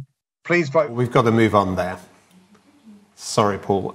We are running a bit behind time, so I'm going to move on. Would Noel Hadji-Michael from Kingston Borough please stand by? And now call particularly to speak on option 3, Prue Bray from Wokingham Borough. Good evening, conference. So of what is in front of us today, I'm going to support option 3, and I also support the amendments. And that's because it has good local government representation. And I think, as Stephen Robinson said, local government representatives have experience of scrutiny, and we need to use that experience in the party.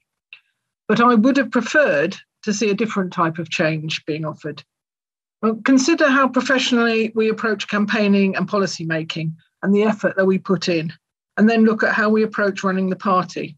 We see it as an annoying distraction from the campaigning and the policy making. But all the campaigns and policies in the world are not going to work without a party that can deliver them. Ensuring the party is fit for purpose should be the aim of all our reforms. But instead, all our governance reviews are about the shape of the structures at the top of the party. Surely, we should first decide what we want those structures to do, and then decide what they look like.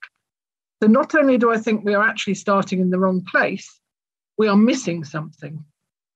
As someone recently said to me, competent people can make almost any organisational structures work, but incompetent people can destroy your organisation, whatever your structures are. We are lucky to have some good people on our federal board, but it is by luck and not because we plan for it. Look, we don't let people stand for Parliament without checking they can do the job. It doesn't prevent some poor candidates getting through, but it helps that we send them to be approved and assessed. Councillors even have to be reapproved every 4 years. Yet we do nothing to assess the capabilities or suitability of the people on the federal board, which must be at least as important a role for us. However they get their election or appointment, we don't even check they know what being on the board really involves. This is not a sensible way to carry on. The Thornhill review of the 2019 general election recommended overhauling the party's organisational structures, but it also recommended overhauling the organisational culture. Without that change, this proposal to change the structure of the federal board is simply not going to make any difference. I do recognise we need to make the board smaller. It is unwieldy as it is, but this is not the right solution. And to be honest, for once, maybe a reference back is the right answer. Thank you. Thank you very much, Prue. Would Jenny Rigg from Calderdale please stand by? And now call to speak in favour of the motion, Noel Hadji-Michael from Kingston Borough. Good evening, delegates.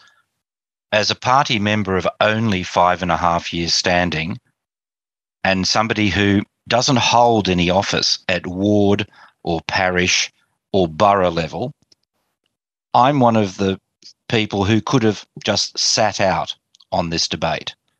But this was far too important.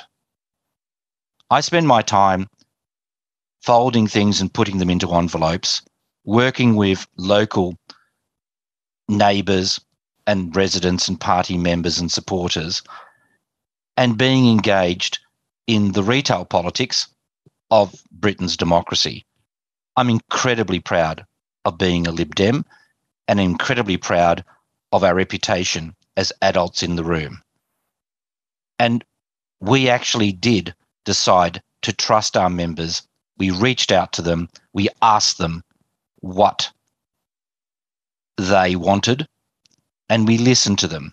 And I believe these proposals, 1, 2, and 3, answer the issues. I believe proposal 4, the do nothing, keep it as it is proposal fails our members, our voters, and those who believe in a liberal Britain. I also believe a reference back would be a waste of our time and resources as we take the fight for a better Britain against an underwhelming opposition and a terrible government. I think radical and responsible steps to restructure are very practical. They're progressive. They will deliver efficiency and effectiveness, because 16 has to be better than 41. It gives us a balance. Some appointed, some ex officio, some elected. And we have a proud tradition of robust and incredibly lively conferences, and we know how to do internal democracy. Importantly, in my 35 years of professional life and community life, I have never, as a lawyer, CEO, or manager, ever advised a board bigger than 16. And I know that we are letting down our volunteers, our supporters, and our members if we don't tackle this problem. Please support 1, 2, and 3 and trust the people that we trust with the serious responsibilities to be that top team to drive the reform needed for a liberal Britain. Thank you. Thank you very much, Noel. And conference, for your information, that was Noel's first time speaking at conference. So would Jenny Lang from North Edinburgh East and Leith please stand by, and now called to speak against the motion, Jenny Rigg from Calderdale. Jenny. Hi, conference. I may be familiar to you. I'm aware that Duncan's oversubscribed for this motion, so I'm going to try and keep it short. You've heard a lot of fine words from a lot of speakers tonight about how the board needs to be smaller. It's too unwieldy. It needs to be more agile. It needs to provide better corporate governance. I fully agree with all of that. But more in sorrow than in anger, while that justifies the principle of reform, it doesn't justify any of the options on offer. And I'm sorry to say this, conference, again, more in sorrow than in anger, but every last one of the options is a dog's breakfast. We've been told that these options came from an all-member consultation, but I took part in that all-member consultation, and all the options that were open to it were very heavily constrained, almost as if these options had already been decided upon before the consultation took place. Sadly, this means that every last one of the options for change we're offered today, springing as they do from option 1, dramatically reduces democracy and accountability. Every last one. At the moment, 15 board members are directly elected by you, the members. Yes, there are some board members who are appointees, and yes, some of them are there ex officio, but the majority are elected. None of the options in front of you preserves that level of democracy, and we're meant to be the Liberal Democrats, not the illiberal autocrats. Democracy is part of our lifeblood. We advocate democracy to everybody else, and we should and must embrace that within our party, at all levels and all the time. Otherwise, we just look like total hypocrites. And I want to talk a little bit about option 2. As Will and John have already said, many of you are going to know that diversity is one of my passions. The party talks a great talk on diversity, but it doesn't always walk the walk. And as Will and John both mentioned, having a scrutiny group of 9 people when the diversity quotas only apply to bodies of 10 and above is a perfect exemplar of that. But it's also, frankly, a slap in the face for all of our marginalised members and the people that represent them, in favour of the straight, cis, white, abled men who are already overrepresented in the governance of our party, many of whom you've seen speaking this evening. Conference, if you get the option to refer this back, then you absolutely should do so. As I said, I'm in favour of the principle of a more agile board, just not any of these specific proposals. Referring it back means they have to come forward with some hopefully better specific proposals. But if you don't get the chance to refer back, then I'm sorry, conference, but you must vote for the option of no change. I agree that something must be done. I agree that these proposals are something, but I do not agree that they are the something that must be done. In the words of my Scots kin, send the board homeward to think again. Thank you, Jenny. Would Hannah Kitching from Barnsley and Penistone please stand by? And now called to speak in favour of the motion, Jenny Lang from North Edinburgh, Easton Leith. Jenny. Thanks, Duncan. Hi, I'm the new convener of the Scottish Party, and thus that makes me a new member of the Federal Board. And the last time I looked, that is actually an elected role. One thing I do know about is boards, because over the last 20 years, I have either advised or sat on a number of boards of all shapes and sizes, from multinational corporations to SMEs to charities, both large and small. And I have seen boards that have worked really well, and I have seen boards that, frankly, are a complete waste of everybody's time. And one thing I say is the boards that work well are the ones that have a great strategy, and more importantly, who have a clear focus on delivering that strategy. And to do that effectively, you need the right people around the table, and they're the ones who can effectively scrutinise and who have the ownership to actually make change happen. And for us as a party, that means option one, because all the right people, most of whom have been elected, are listed on that list. But in all of my years, I have never seen an effective board with more than 15 members. And I have never seen an effective board where the people who can make the change happen aren't around the table. Otherwise, all you have is an unwieldy talking shop of niche issues, poorly explored debates, and people who are just not close enough to the day-to-day issues to make any real decisions.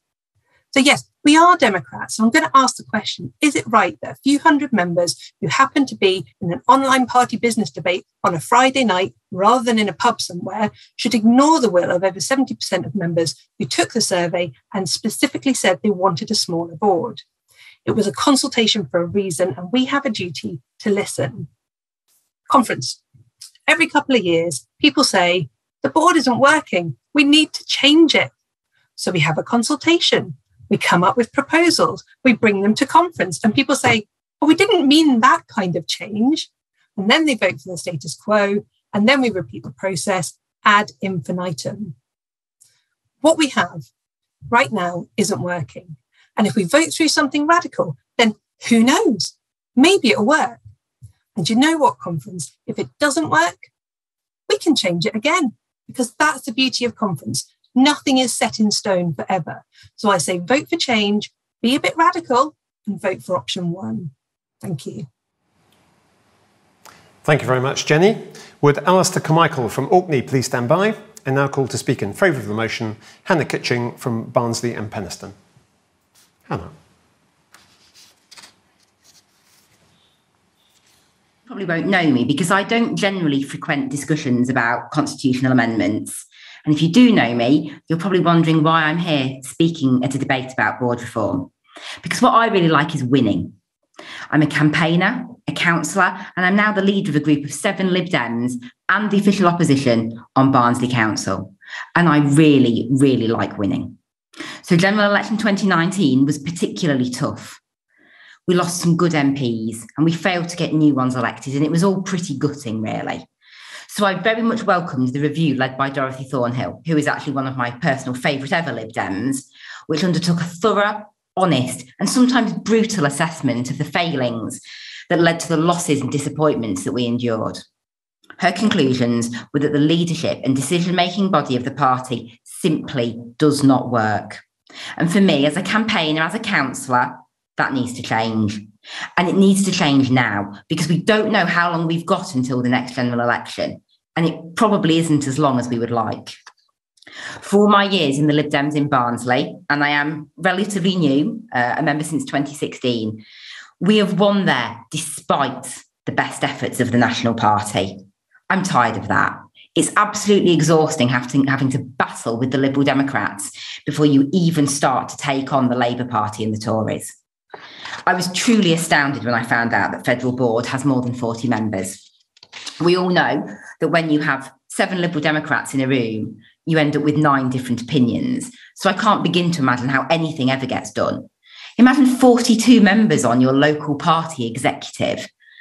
No organisation could function with a board that size. We need our leadership team to be able to be dynamic, responsive, and able to make fast but cohesive decisions. And yes, of course, to be democratically accountable. These proposals for board reform do achieve that.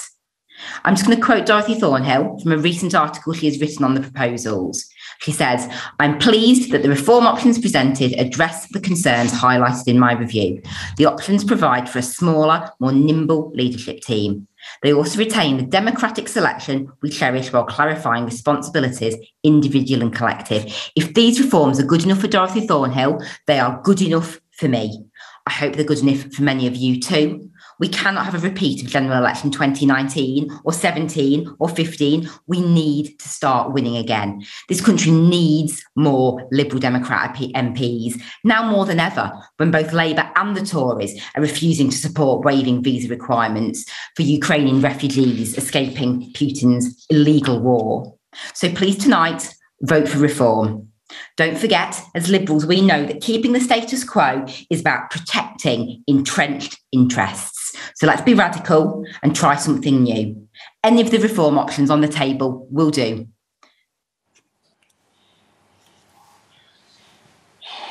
Thank you very much indeed, Hannah. Would Jeremy Hargreaves from Croydon Borough please stand by? And now called to speak against the motion, Alistair Carmichael, MP for Orkney and Shetland. Alistair. Good evening, Conference. I think it's fairly well-established practice in conference debates that I normally appear to ask you to support the leadership line, however improbable that may be. So it is with a small measure of trepidation tonight that I'm actually asking you to support the reference back. Now, nobody doubts that the Federal Board is far too big. A board of 16, no more than 20, sounds about right to me.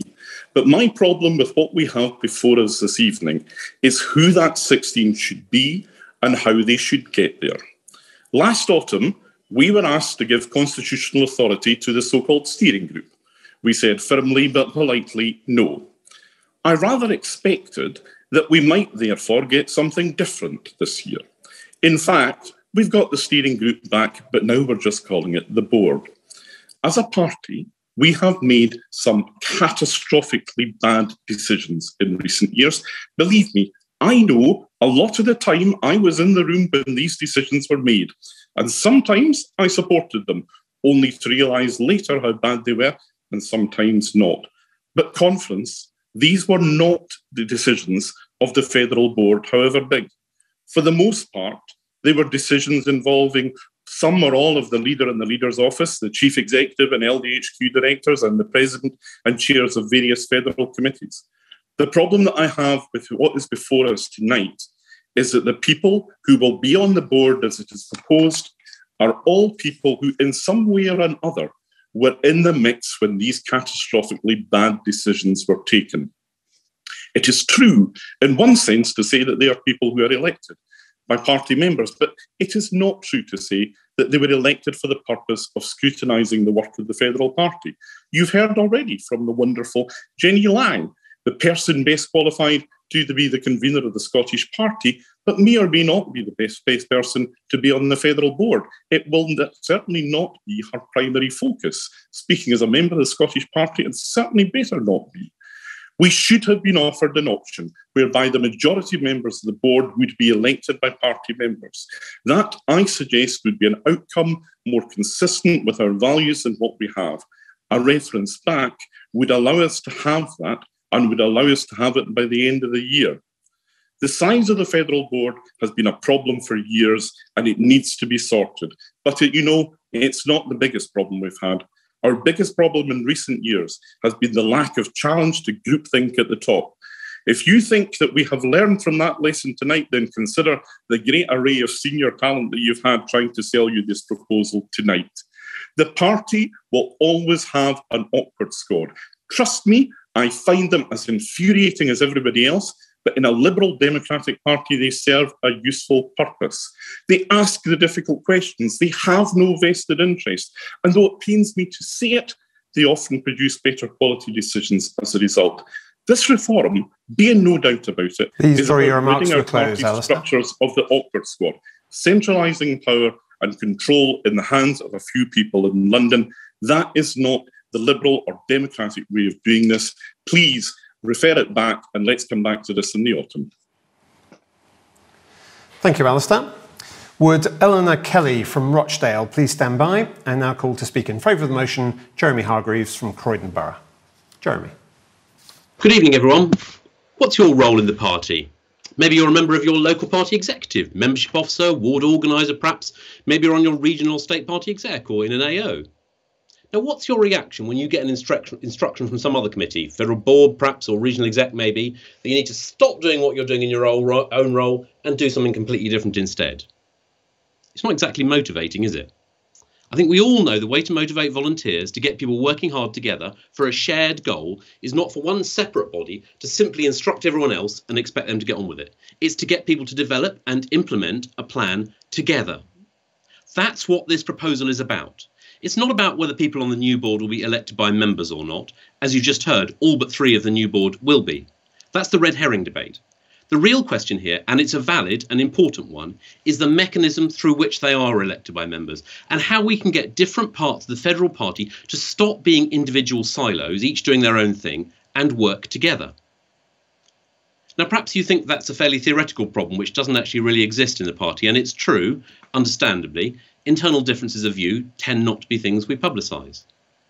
But as someone who's been an elected member of a federal committee, FPC, for some years, I can tell you that getting the different parts of the party, the policy function, the campaigns team, the different state parties, and goodness knows how many more to work together has been one of our biggest problems for a long time. And it has cost us seats at every general election this century. Dorothy Thornhill highlighted this problem in her very honest report. But to be honest, anyone who's ever been involved in a federal committee already knows it's true. Now, it's sometimes said that there are other ways of coordinating committees. They could send reports to the board, for instance. Well, we do that. I mean, I regularly write some of them, and they're a good thing as far as they go. But they don't go very far. I don't think anyone would say that submitting a report gets 2 groups in the same place on a shared agenda. The party's reforms in 2016 started us along this route. For the first time, the Policy Committee, for example, had a voice on the board. And it's been a transformation. Everyone involved would agree that the party's policy making is now much more aligned with our overall political needs. Conference, if those opposing this proposal succeed, they will make any difference to how many people are elected to the board. As I've said, they almost all will be, and that's a red herring debate. But they will make a difference in fragmenting our ability to get things done coherently. So my question to them is this. If you oppose this plan, why aren't you insisting that every local party remove their campaigns organiser from their exec? Every regional party removes its policy chair, and every exec everywhere takes their treasurer off it. Because that's exactly what they're wanting to do to the party at the federal level. Maybe they can write and report every few months instead. Conference, with respect, we all know that's bonkers. Please vote to have a party which is set up to point all our functions in the same direction to work together towards our shared goal. Please vote for one of these options. Thank you very much, Jeremy. After the next speaker, we're going to move to the reference back, but now I call to speak in favour of the motion Eleanor Kelly from Rochdale and Young Liberals. Helena. Good evening, conference. I've actually been attending conferences now in one way or another for around 5 years, but believe it or not, this is the first time I've put in a speaker's card. Didn't think that the first issue I'd debate on would be one quite as heady and glamorous as party governance, but here we are. I suppose it's just become pretty clear to me how important these reforms are. We all know that the Thornhill report and its calls to review governance came out in 2020. And while these things aren't quick or easy to achieve, I'd say 2 years feels like enough of a wait to make some proper change. I was elected as chair of Young Liberals in November of last year, so I currently sit ex officio on the federal board and am one of its more recent additions. Only been there for a short while, but it has become apparent to me in that time that 41 people is massive. Simply too big to be that nimble, realistic decision-making body that we need. But we are, of course, at our core Democrats, which is why the Young Liberals is backing option 3. We simply think that it is the best way to give the board the agility it needs to do its job while retaining that democratic element and necessary scrutiny through the Federal Council. It's also worth mentioning that the Federal Council model explicitly makes room for each constituent part of our party, ensuring a range of representation from the states, devolved and local government, our parliamentary group, and of course, Young Liberals. These reforms preserve important roles such as the Vice President responsible for working with ethnic minority communities, and also guarantee the voice of young people at the top level of this party and within its scrutiny. My position is one that represents one of the largest AOs in the party, and it is wholly democratically elected amongst its membership. And the Young Liberals membership has proven themselves to be an indispensable part of this party. I'm already halfway through my term, but to those young people who are looking to the future, who want to create and be part of a system with longevity that works and means that we win some elections, I say these reforms are vital. Let's start making some changes now, make sure we're fighting fit for 2023. Conference, vote for option 2, amendment 2, and vote for reform. Thank you. Thank you, Eleanor. Okay, we now move to the reference back. I'm sure many of you will be familiar with the procedure for the reference back, and if you aren't, you certainly will be by the end of this weekend. As you know, it's a two-stage procedure. In a moment, I'll read out the statement of reasons why the motion should be referred back to the Federal Board. It's been submitted by Simon McGrath from Merton Borough. And then we will vote to decide whether we want to consider that reference back. If you vote not to, then we will go on to the summation speech and the votes on the motion. If you vote to consider it, we will have a mini debate with one speaker on each side, 2-minute speeches, and then we will vote on whether or not to refer the motion back. So the first vote you're going to have is on whether to consider the reference back, whether to have a mini debate or not. And Simon's reasoning is there is a general agreement that the board would work better if it was smaller. But these proposals go against the grain of our party's democracy. A board consisting of people elected to other committees, with only 3 directly by members as board members, is not the right way to go. Let's refer this back and ask the Federal Board to come up with proposals which reflect the democratic spirit of our party. So I'm now going to ask you to vote on whether to have a mini debate on that reference back, and you will see the vote in your polls tab on the right of your screen now. Please vote now.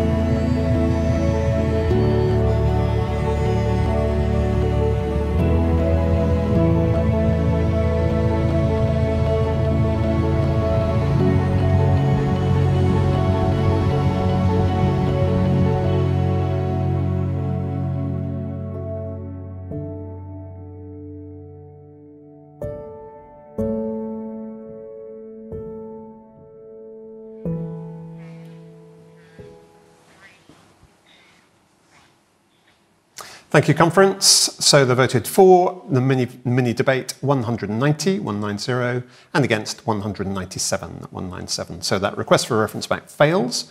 We move now to the summation speeches. In fact, none of the amendments have been opposed, so we are not taking any summator speeches on those. Apologies to those speakers who've been hanging on, just in case. So I will now move to ask to summate on the entire debate. Mark Pack, Federal President. Mark. Thank you, Duncan. It's been a long debate and there's a complicated set of votes to come. So I think it's worth boiling this issue down to its very essence. We had an independent review in 2019. It said the board needed to change, quote, too large a group to be a realistic decision-making body. We had a consultation with members where 94% of members, 19 out of 20 members said they want the board to change. So I think when we have an independent review that says you need to change, when party members tell us you need to change, now absolutely is the time to vote for change, especially as this is our last scheduled party conference before our big round of internal elections that will elect the team for the next 3 years that will be in place through the next general election. So absolutely, we need to change, especially because at 41 in size, the board just cannot do its job properly.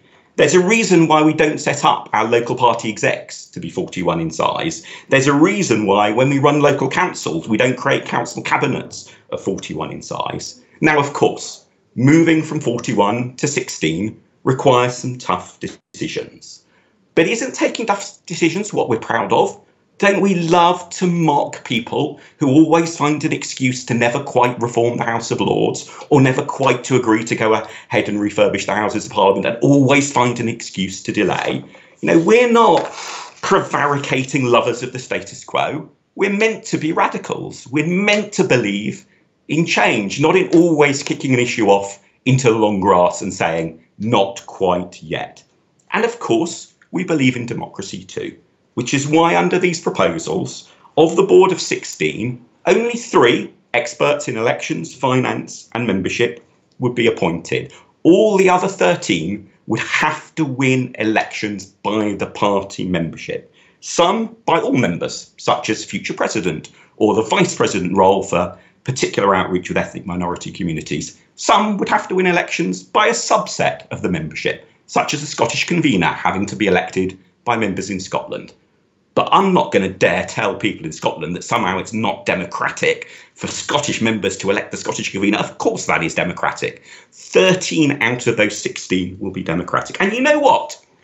That proportion, 3 appointed, 13 democratic, is bang on pretty much the same as what we have with the current board of 41. If you look at how many have to win elections versus how many get on the board via other routes. But there's an important difference from the existing setup, because we would be a more effective board, and a more effective board, but also a more transparent one, because it would be much clearer what board members' roles are, and therefore you can better hold each individual member of the board to account for what they're actually doing.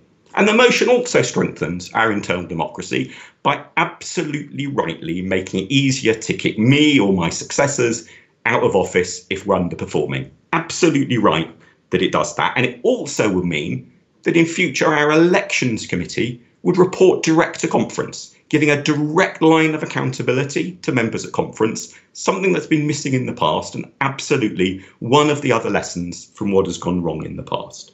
So these 3 reform options in the motion are the ones that were overwhelmingly the most popular when we consulted members. And it wasn't a tiny number of members. It was twice as many took part in that consultation survey as voted the last time we had a voter conference on board reform.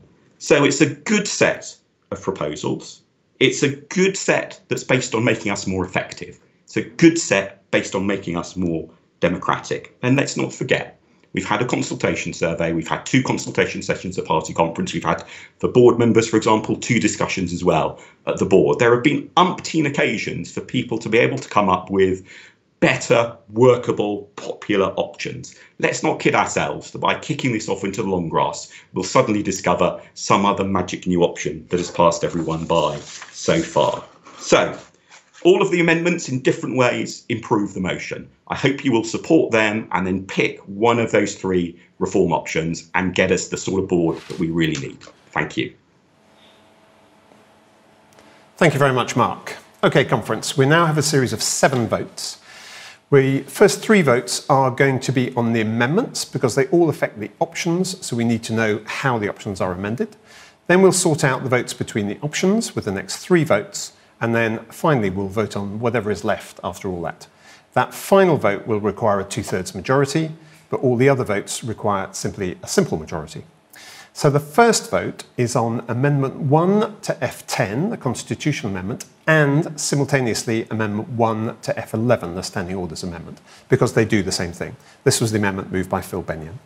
So I'd now like to ask conference to vote on whether you support or disagree with both Amendments 1. So please vote in your voting tab now.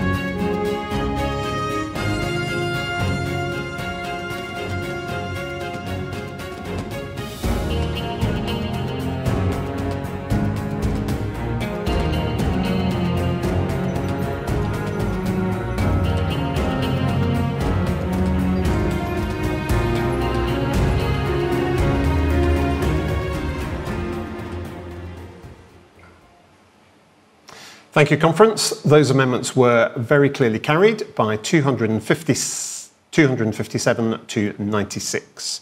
We're now moving to the vote on Amendment 2 to F10, the Constitutional Amendment. That's the one that Stephen Robinson moved, which amends both options 2 and 3 in the main motion.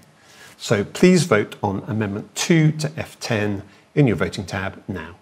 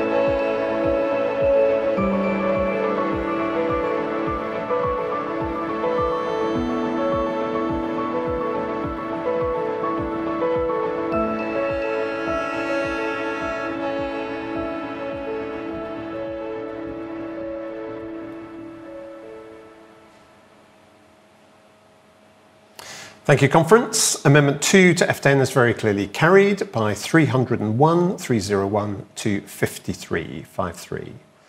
So we're now moving to the last vote on the amendment. This is Amendment 2 to F11, the Standing Orders Amendment, which was moved by William Barter. So this follows from options 2 and 3 in the main motion. So please now vote on Amendment 2 to F11 in your voting tab now.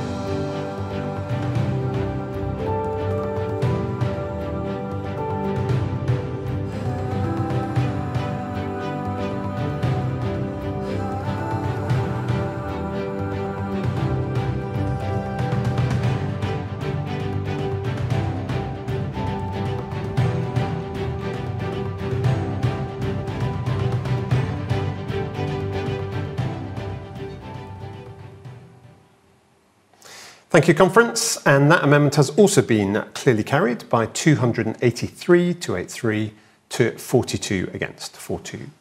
So thank you very much that all amendments have been carried. We're now going to choose between the 4 options in the main motion F10. And our first vote is going to be between options 2 and options 3. These both retain the essential reform in option 1, but add another body on top. So we're going to sort out which body you like.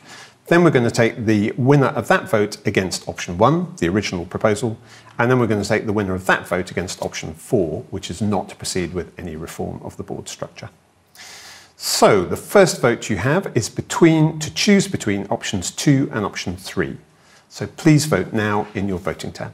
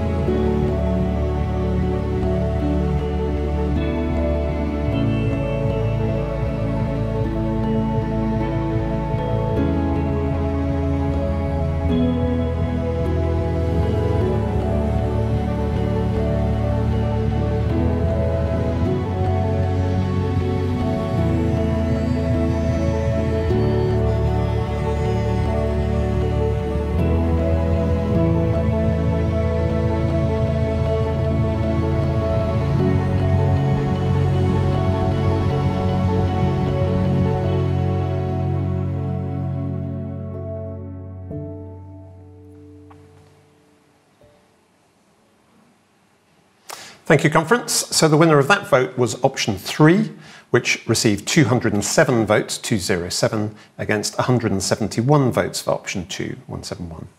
So the next vote is to put option 3 against option 1. So please vote now in your voting tab.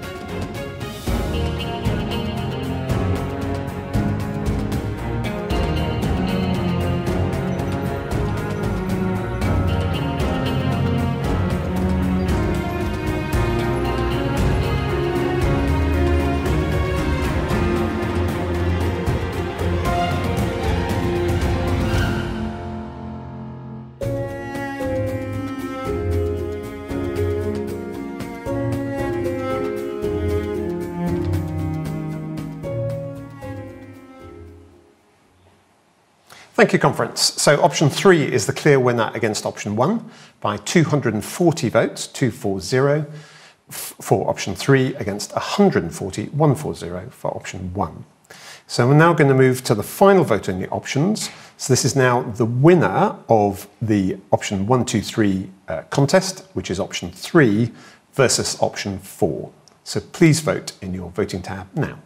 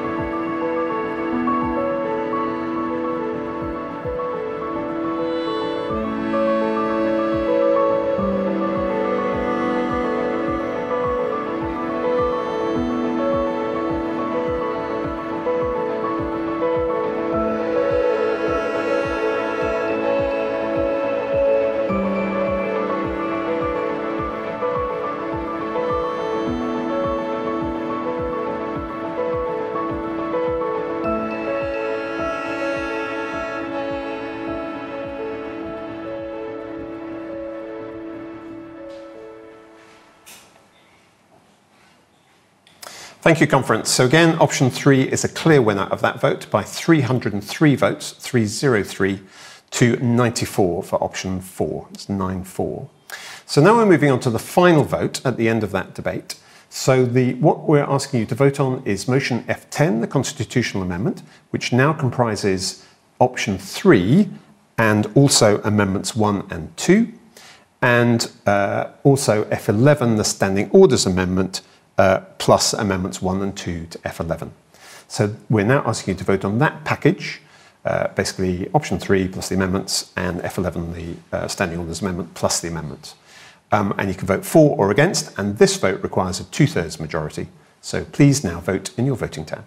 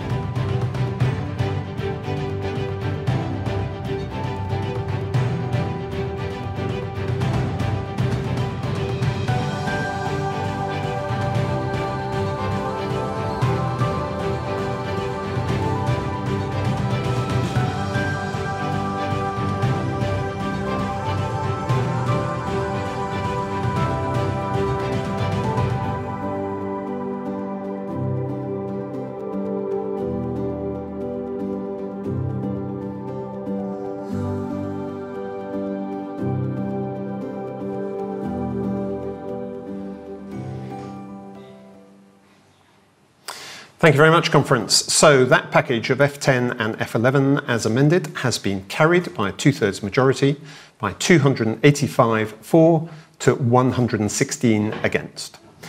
Thank you very much, everyone. Thanks to all the speakers. Thank you to, I'm sorry for those I didn't have time to call. Thank you to my aides, Cara Jenkinson and Nick DaCosta. Thank you very much to the technical team who make this online conference possible. And thank you to all of you for staying with us. That concludes conference for tonight. We start again at 9:30 tomorrow morning. Have a good evening, conference, and I'll see you tomorrow.